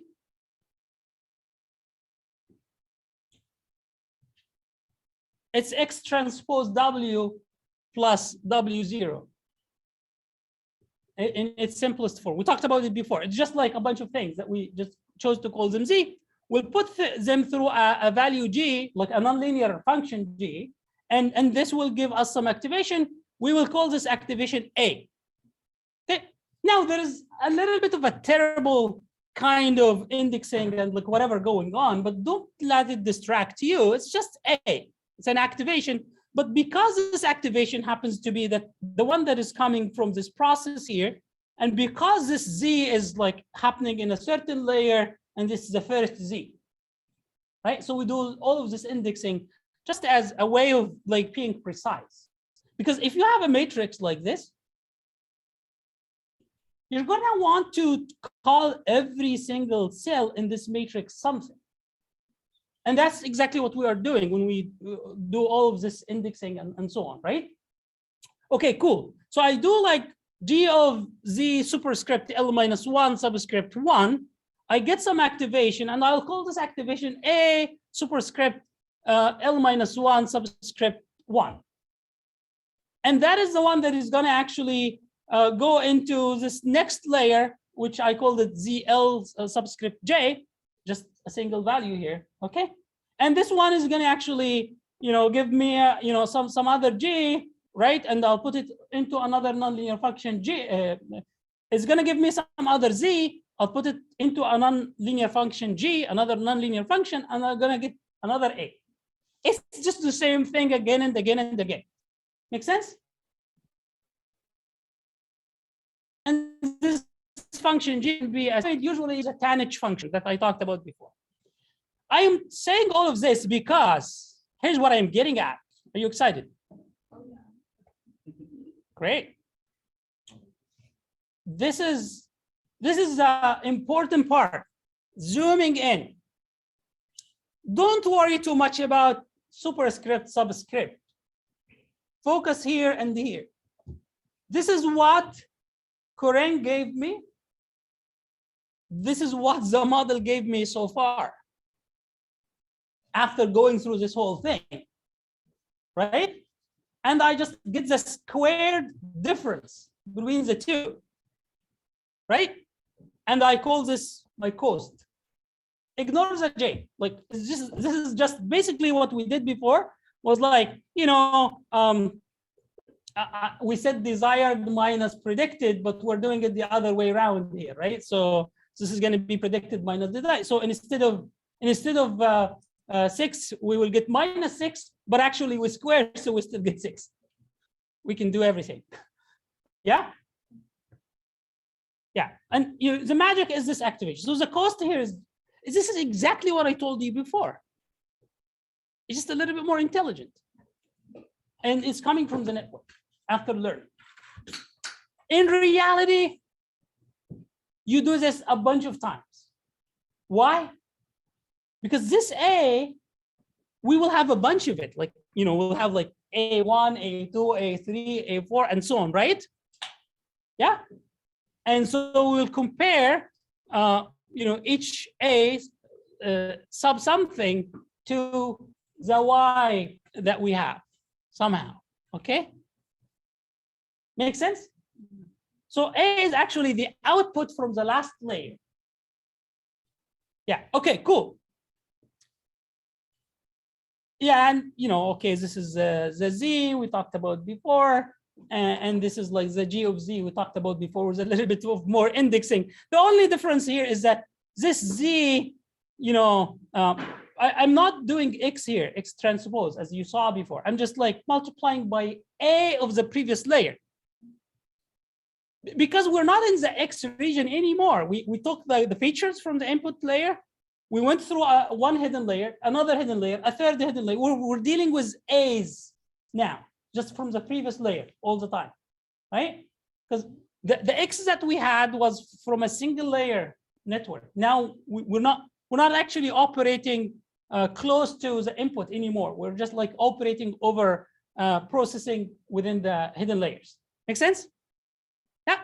So, but this is basically the same thing you saw before. This is the same thing you saw before. Just like do a bunch of these, and we don't work with a single CJ, which is like if you took this one minus this one and the square, we will have like a bunch of these like A's. Like here's one A, here's another A, and just a bunch of them. And we're always not going to be comparing.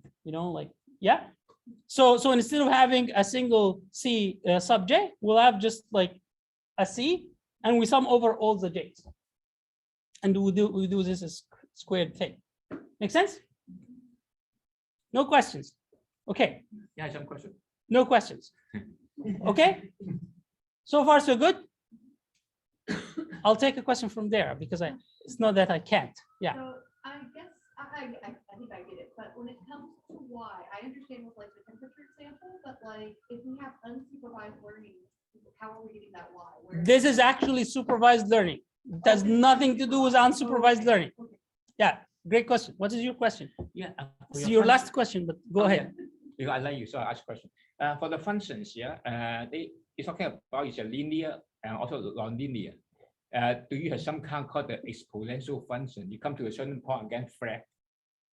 Yeah, there's, you're right. So there's a little more as to the functions that we use and so on. But I think I'd like to stay a little bit higher level because it will get a little bit involved if we. Yeah, sorry. Yeah. No. No. Yeah. It's a good question. Okay, thank you, Sandy. So far, so good. I mean, it seems like we're doing okay. And this is a big picture.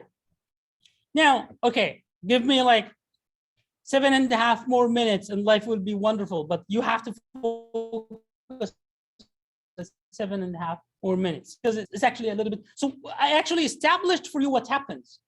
I'm just gonna take it and give you a concrete example. Makes sense? Okay. Yeah, so the idea here is that this, don't look at the slides, just look at what I'm talking about. Don't worry about the details, okay? The idea here is this, the ground truth that we're getting from Corinne, it's nice, but it doesn't really, it's always fixed. It's a constant, right? So we can drop it somehow. Like what is the detail and whatever, don't worry about it. But it's just a constant as we work through whatever we are doing. The cost, this just means that the cost will not depend on the ground truth. I mean, the ground truth is a way to tell us how we are doing. And once we get there, then we can do our business without that YJ thing, right? This is just saying the cost will not depend on it. Okay. Let me give you a concrete example. This is a fully fledged neural network that doesn't have any it doesn't have any Y hats, right? No hats. It just has an input layer, a bunch of hidden layers. The last one of them we just call L, and then L-1, L-2, and whatever, right? And then we agreed, between friends, We can call this W, this matrix of weights, WL, because it's connecting from L, right? The previous one will be WL minus 1, WL minus 2. Everything is good. And I can actually pick a particular value, which is this one here, if you're focusing. And I actually, like I told you before, if I have a matrix, and I want to be able to talk about each single cell within this matrix, I give it a name. What is your name? Janet? Beautiful name.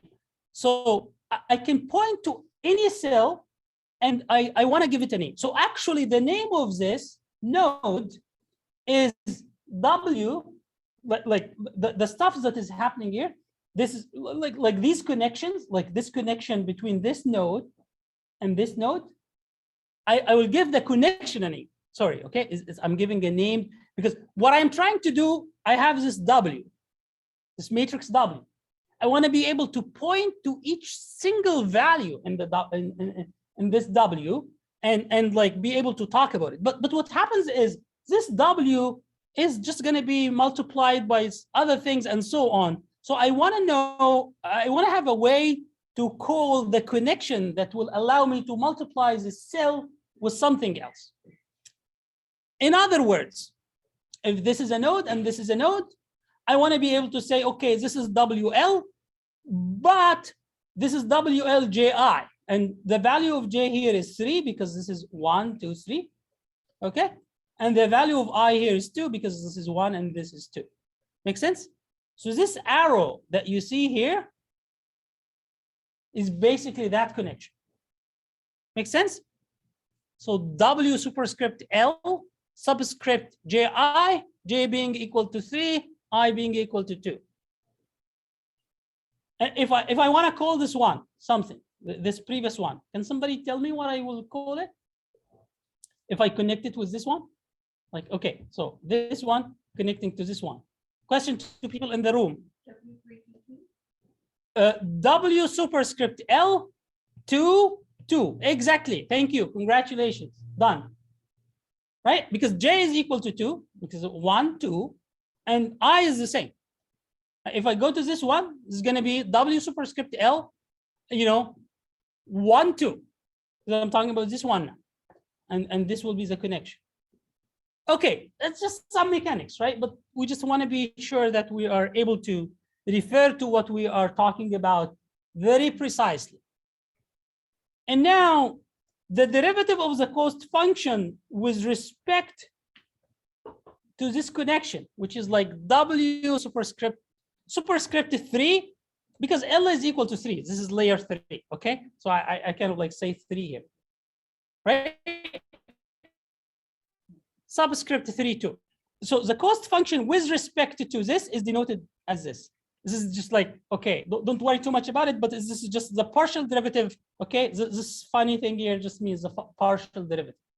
The partial derivative of the cost function C with respect to this value. W super 3 sub 3, 2. Life is good? Now, quick question that will facilitate the next 2 slides. And the next 2 slides, and we are done basically with all the hard stuff. It's not hard, but it's a little bit involved. I mean, this cost function, really, we talked about Z's and we talked about A's, stuff that we kind of do like a weighted summation and then we do a nonlinearity to get A. So this actually cost function, the derivative of the cost function with respect to this will depend on the Z and will depend on the A. Okay, because we're going to be able to, we want to be able to do this. Let me make this a little bit of a troublemaker. We want to take this and be able to say, okay, I mean, there's a lot of stuff happening here. Like even within this connection, there's a Z coming in, there's an A that's the result of this like nonlinearity on top of Z and so on, right? Okay, cool. So this is basically saying that the cost function C, right? And this activation A and this Z, these are like 3 different things. we want to optimize a particular value in the weight matrix. This value is, dependent on some other things. If you think about it very carefully, like I'll start from the end, because we said like a minus y hat, right? And aj minus y hat j, and we square this thing, right? Okay, let's start here, because what we have in our hand, because we're going backward, what we have in our hand is a, the activation. But this activation, it allows us to get like the derivative of the cost function. But this cost function is in itself a function of a. I have to have a to do it, right? Okay, but a itself is a function of z. I have to have z in order to get a. Make sense? Because we say g of z, it will give us a, right? And we take this a to calculate the cost function. So in order to do the cost function, we need a. In order to have a, we need z, right? But z is a function of some value in the weight matrix W. Now this is the most involved things in all deep learning thing, like in that whole story. And the idea is now we use something called the chain rule of calculus, which is basically do something that depends on something else, that depends on something else, that depends on something else, and so on, right? This is why it's called the chain. So basically this boils down to, if you want to know the derivative of the cost function with respect to W superscript 3 subscript 3(2), it will be equivalent to the derivative of the cost function with respect to the activation, okay, multiplied by the derivative of the activation with respect to Z, multiplied by the derivative of Z, with respect to this weight thing. Chain rule, 3 things. And now we only did this connection. Life is great. We only did this thing. Like these 3 things only give us the derivative, like within this neighborhood. We actually have to do a lot of other stuff. Like we have to go back and see, like, like we have to do a lot of. So that back propagation is an extremely involved algorithm, but it is the one that allows us to go back and do some business that will allow us to change the weights in this matrix W. And by changing the weights, we're going to be able to say, oh, instead of predicting the temperature as 14, we will now say it's 60 after 1 iteration over the data, right? And now we're doing a little bit better. So let's do a second iteration, and a third iteration, and a 4th iteration through the data, right? And so we're learning. That's the story. And we're learning not only from a single data point. I gave you this X is a single data point. We're just like talking about various values. It's a picture, and each region of it like is represented by some value, or it's a sentence, and or maybe even a word, and each word is represented by a vector of values, right? But now we're going to learn from several pictures, several words, or several sentences, and so on. So the way we will do this will be much more involved. But congratulations, you got to the bottom of this, because that's what it is. Like, back propagation is the thing that most people find really involved, really kind of hard, and so on. But you need to sleep on it 3 days. Okay, come back, look at it again. Yeah, that's it. So the fun starts. Why are we doing all of this? Well. I mean, I showed you these functions. Nice function comes from Jessica, can be linear, slightly nonlinear, and whatever. In reality, we're optimizing functions that look like this. Like, the minimum of this function is like crazy. Like it's like you're going up into the mountains, and it's like all over the place. You want to go down, but you don't know if you're here. You want to go to the bottom of things, and you don't know if it's here, or if it's like if you go this route and come here, or if you go here, you don't know, right? We're basically, if we are in any given point, we're trying to come here. Have you read Journey to the Center of the Earth? That's journey to the minimum of the function, right? Yeah, and this is why it is, it's not a trivial thing to try to minimize these highly nonlinear multivariate functions. Okay, done. That's the last landscape of neural networks. That's the idea of optimizing neural networks using the algorithm known as backpropagation.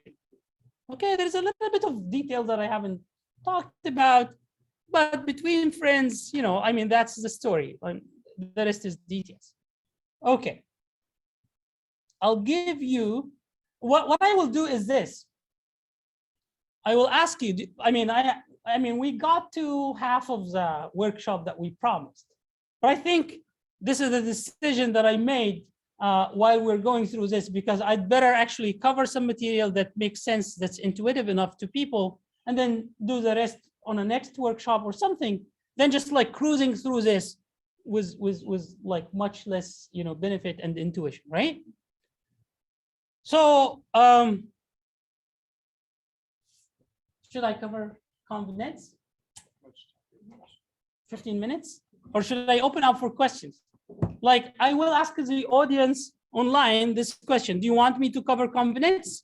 Or do you want me to open up questions and maybe take a few questions from people here and maybe some questions from online?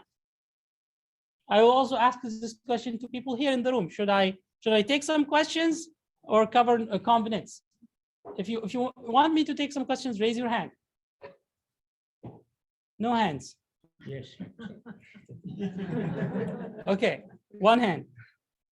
Yes, people want me to cover convnets online, so I have Sandy wanting to cover me convnets here, but it's only Sandy. So what I will do is like I'll take Sandy for coffee after this, and then I'll cover convnets, and you know, I guess like we can go with the majority. No. Makes sense. But I will take a question from Sandy. Unfair for others. What is that? Unfair for others. Right. Okay. Do you have a question? Yeah. We can take a question from you quickly. Okay. For my way of thinking, for the machine learning is defined as a quantum algorithm of precise decision and productive operation. Can you say that again? Sorry, I wasn't too much focused. I apologize. Machine learning, could it be defined as quantum algorithm in the precise decision and productive operation by means of artificial intelligence? I've seen like there's been like maybe 1 or 2 papers on using like machine learning and like a quantum computer setting. It's very, very far off. Because at the beginning, the AI is the big union of the deep learning and machine learning. Yeah, there's a question here from who's in the audience room here about some relationship between quantum computing and machine learning, I assume. And I'm not an expert in quantum computing. I have a friend who works on that. Maybe I'll go talk to him. So I can't really answer this question. I'm sorry. So I don't know. The answer is I don't know. Sorry, this is my cousin asked me what's machine learning. Okay, great. So I think what I will say, you know, so I see like some of our colleagues online saying, yes, please cover convnets. Some people saying, can you cover it in the next session? We only have 15 more minutes. I think I can cruise you into convnets, and then I can actually cover it in more detail in a later tutorial, okay, or like workshop. Actually, the good news is that convnets are very simple.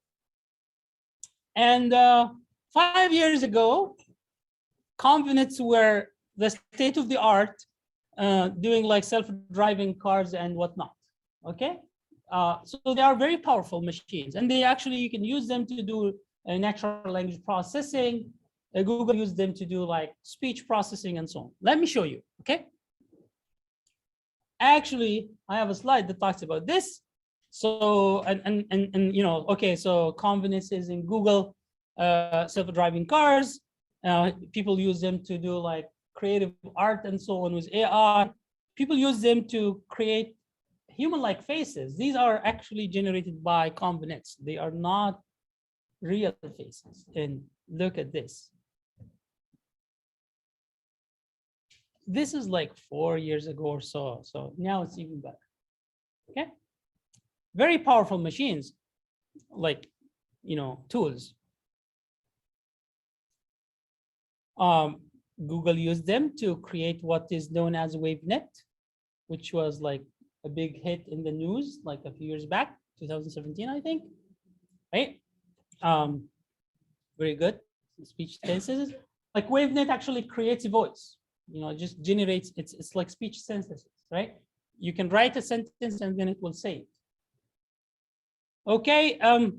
We actually have also done some work with confidence. This is one of the papers that came out from our group here in UBC. We use this to actually do decoding of imagined speech.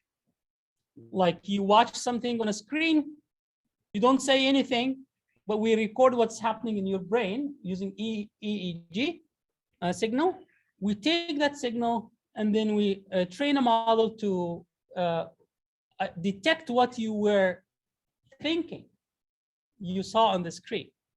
It looks like magic, like Elon Musk Neuralink and that stuff, but in reality, we're only predicting like what it's a 14 classification way. It's a kind of, it's a very difficult task. Okay, and then and the signal is also very terrible. It's like very noisy signal. We did a lot of stuff, like we built like a network that does like a ton of things. And yeah, this was cool, and we published 2 papers on top of this. Okay, there is a convenant somewhere here, CNN, but there are a lot of other things. And this was work with our colleague here in UBC, Sydney Phils, and a previous student of ours, Pramit Saha, who's now I think in Oxford. Yeah. Okay, so convenants are also used for medical applications. So this is using convenants for doing prostate cancer. Right? Like any other type, like other types of deep learning, the convenants are very powerful. You can use them to do very interesting things. Okay. What are convenants? Very simple. Like imagine you have a picture, and imagine you actually represent this picture in a 2D space as a matrix. Okay, and this matrix has values. Let's say these values are like 0 and 1. So this is 1, this is 1, this is 0, 0, 0, and so on, right? This is your input now. Like previously, I showed you x1, x2, xm as a single picture represented in some features as a column, a vector like this. Now I'm just showing you a matrix. Okay, a matrix is basically a bunch of these vectors put together. It's a 2D. Instead of 1D. Okay. Yeah, and it's zeros and 1. What do we do? I gave you the photo. I represented it as a matrix of like zeros and 1. Like let's say 0 and 1 represent like color, not color. Something, right? Very simple. I will give you something I will call a kernel. Okay. And this kernel is basically another matrix that is smaller than the input, okay? And it will have some values. So this is a 3x3 kernel. Sometimes we call it a filter. So far, so good. And we will do a very simple thing. We will want to actually, so think about this as a camera. I have a camera, I go here, I take a photo of Peter, I go to Corinne, I go to Luciana, if you're looking. I go to, what's your name again? Christian, and so on, right? Except that here, what we will do, we'll take the filter and we will only be looking at the same picture, at the same matrix. We will take overlapping pictures, like meaning I take a picture of this part of the matrix, I take a picture of this part that some of it is involving the first picture and so on, right? That's what we call convolution. We convolve over the input. Make sense? And what we will be trying to do is we do this convolution, and it's a very simple thing. We will take this one, when we convolve, we will multiply it by this one. 1 by 1 is 1. We will put a value of 1 here. We kind of fill in what is known as a feature map.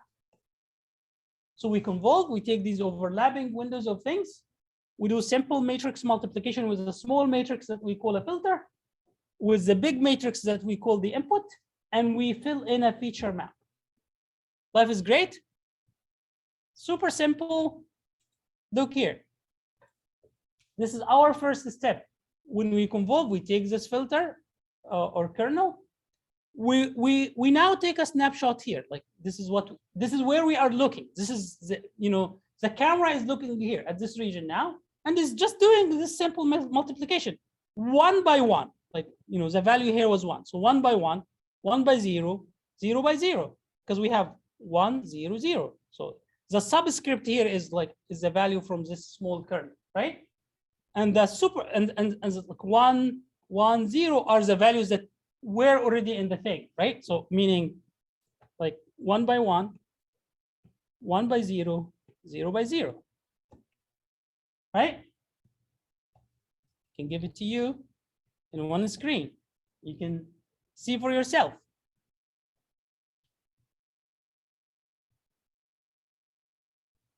Life is good, except that we will be looking at this whole region,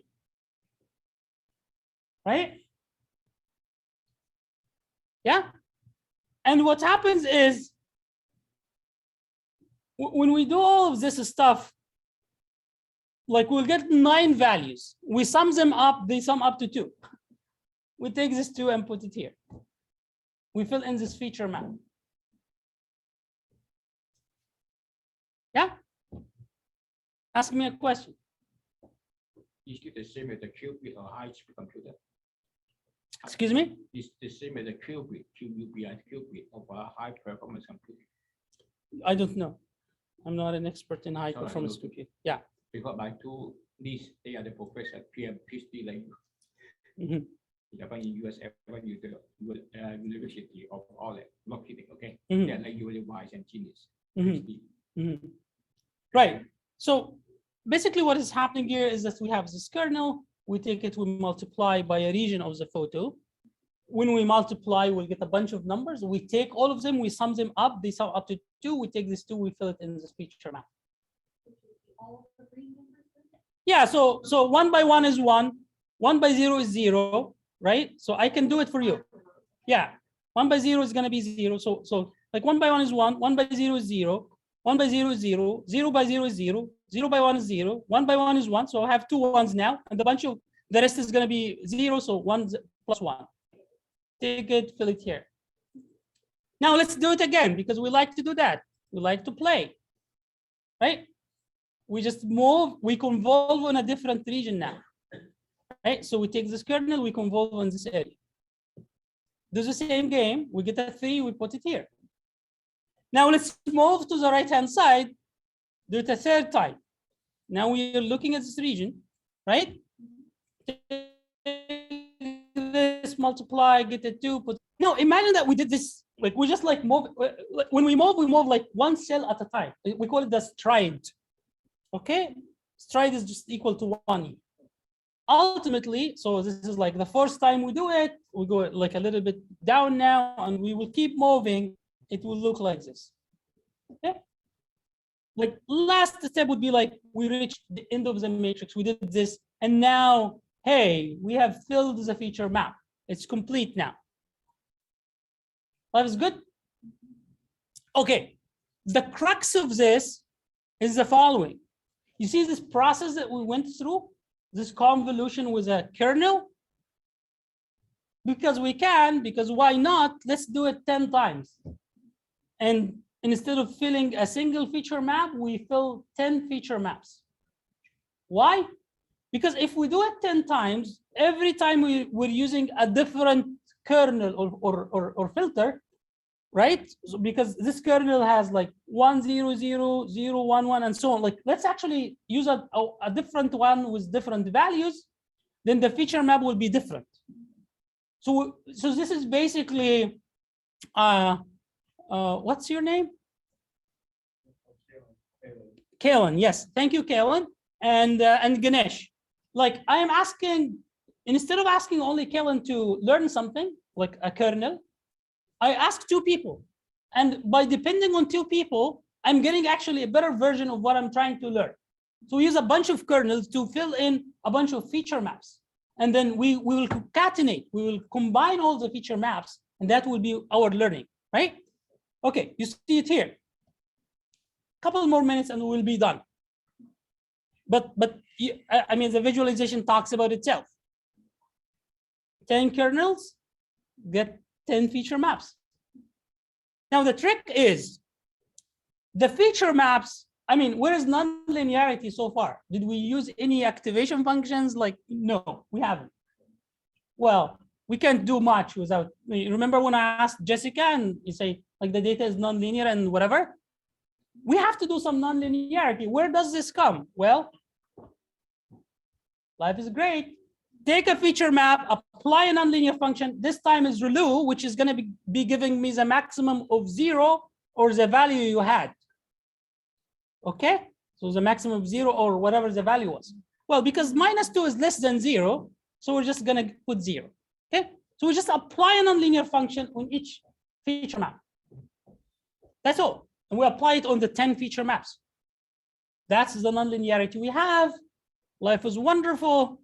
The next step would be, okay, so I gave you like, we have like 10 copies of the input. We convolve with 10 kernels. We get like 10 feature maps. We apply the ReLU nonlinearity on top of all of them. And we will take these 10 feature maps and we will concatenate them. We'll just like combine them together, right? Yeah, I mean, this is, I mean, I was giving you feature maps that are small, but here's actually an actual feature map that looks like a little bit more self-respecting. It's a bigger one, it learns better and so on. I convolve with this, I get like, because, okay, so like there's something I didn't say. I got these feature maps, right? I can actually repeat this process several times. Like I can convolve on the feature maps themselves and get another feature map, you know, down the line. I can, this is the layered thing. This is lasagna, right? Yeah.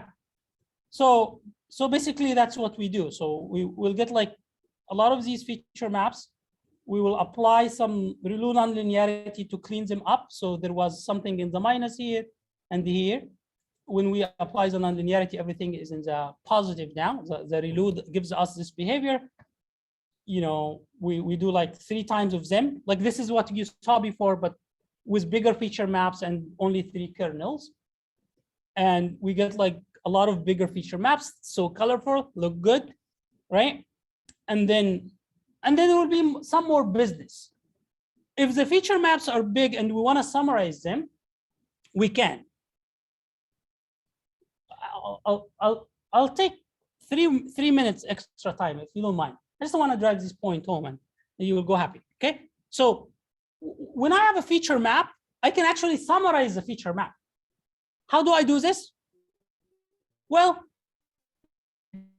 simple. Look at group of values. Let's say this group of values, like these 4. Take the maximum value among them and put it here. The maximum one was like 91. This is called max pooling. Okay. So I look at the feature map. I summarize every 4 cells into a single cell where I only pick the biggest value and put it in the new feature map. Does this make sense? It's just a way of summarizing. It's called max pooling. We don't always have to do like max pooling, but this is one way of doing it. Okay.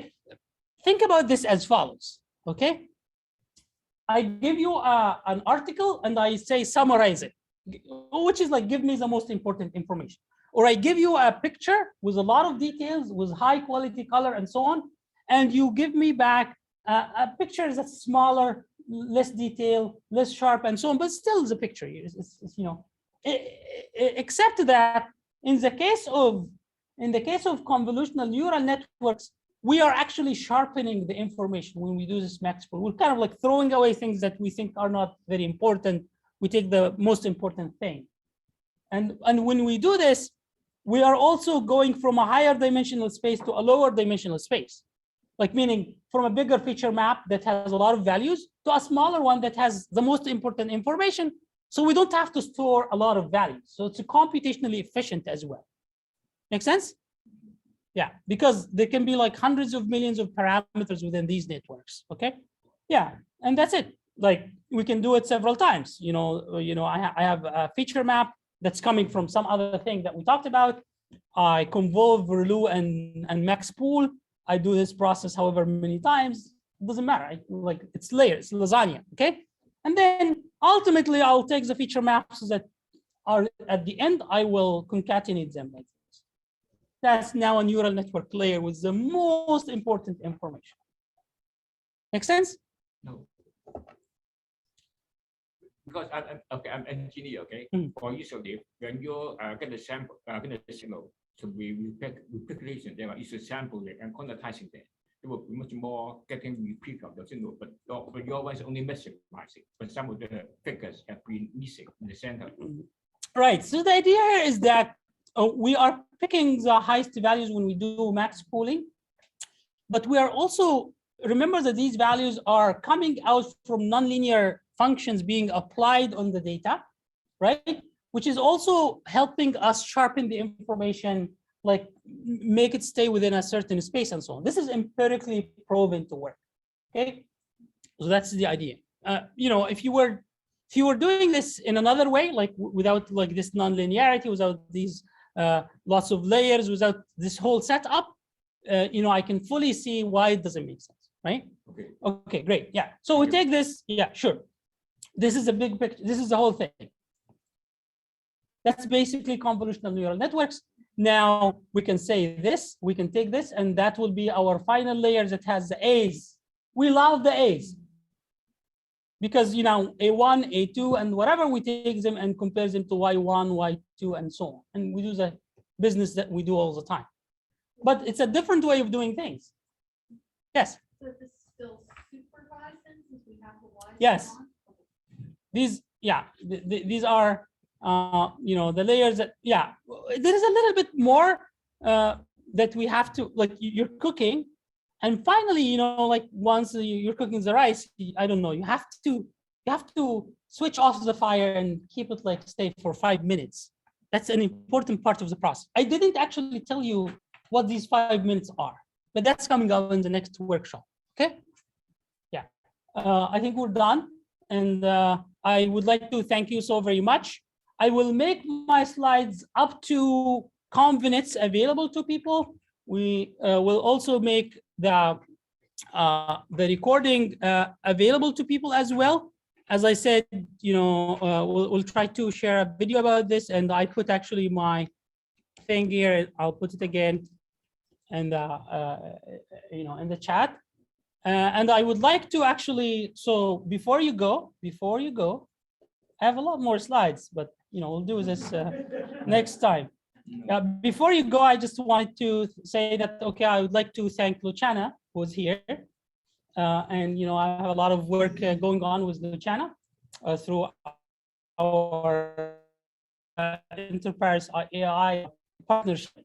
I'm also working with another wonderful group of scientists here from UBC, from Canada, from all over the world in the ensuring full literacy share partnership as well. I am co-leading this with my colleagues. We're trying to tackle and attack like problems as very important ones like misinformation, conflict, climate change, and so on through some of the work we're doing.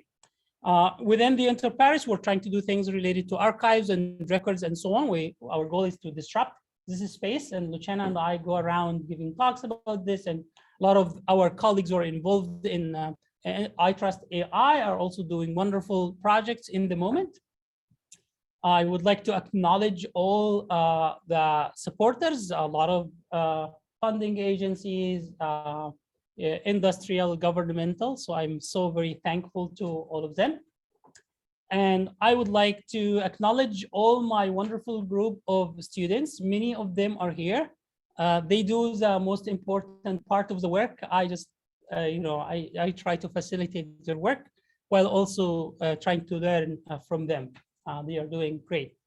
So I'd like to thank all of them and also the rest of my collaborators. Many of them are in UBC, but some people are also outside UBC. With that said, I will leave you with some knowledge about deep learning. I hope that you will find this knowledge relevant and valuable. It's not the end of the journey or the story for you. I fully understand that. So if you want to learn more, stay in touch. You can stay in touch by, you can send us emails. You can reach out to us. You can follow I Trust AI online. We have a website. So if you Google us, you will find us. We have also a Twitter account for I Trust AI. We have a Facebook page. I do have a Twitter account for myself that I shared. And I think a lot of my students, if not all of them, also are on Twitter, LinkedIn, and so on. Enjoy the rest of your day. Where will be the next meeting? There is a question here about when the next meeting will be. We will be announcing online. I tweet. I'm very active on Twitter. So if you want to know when the next one will be, the next one is like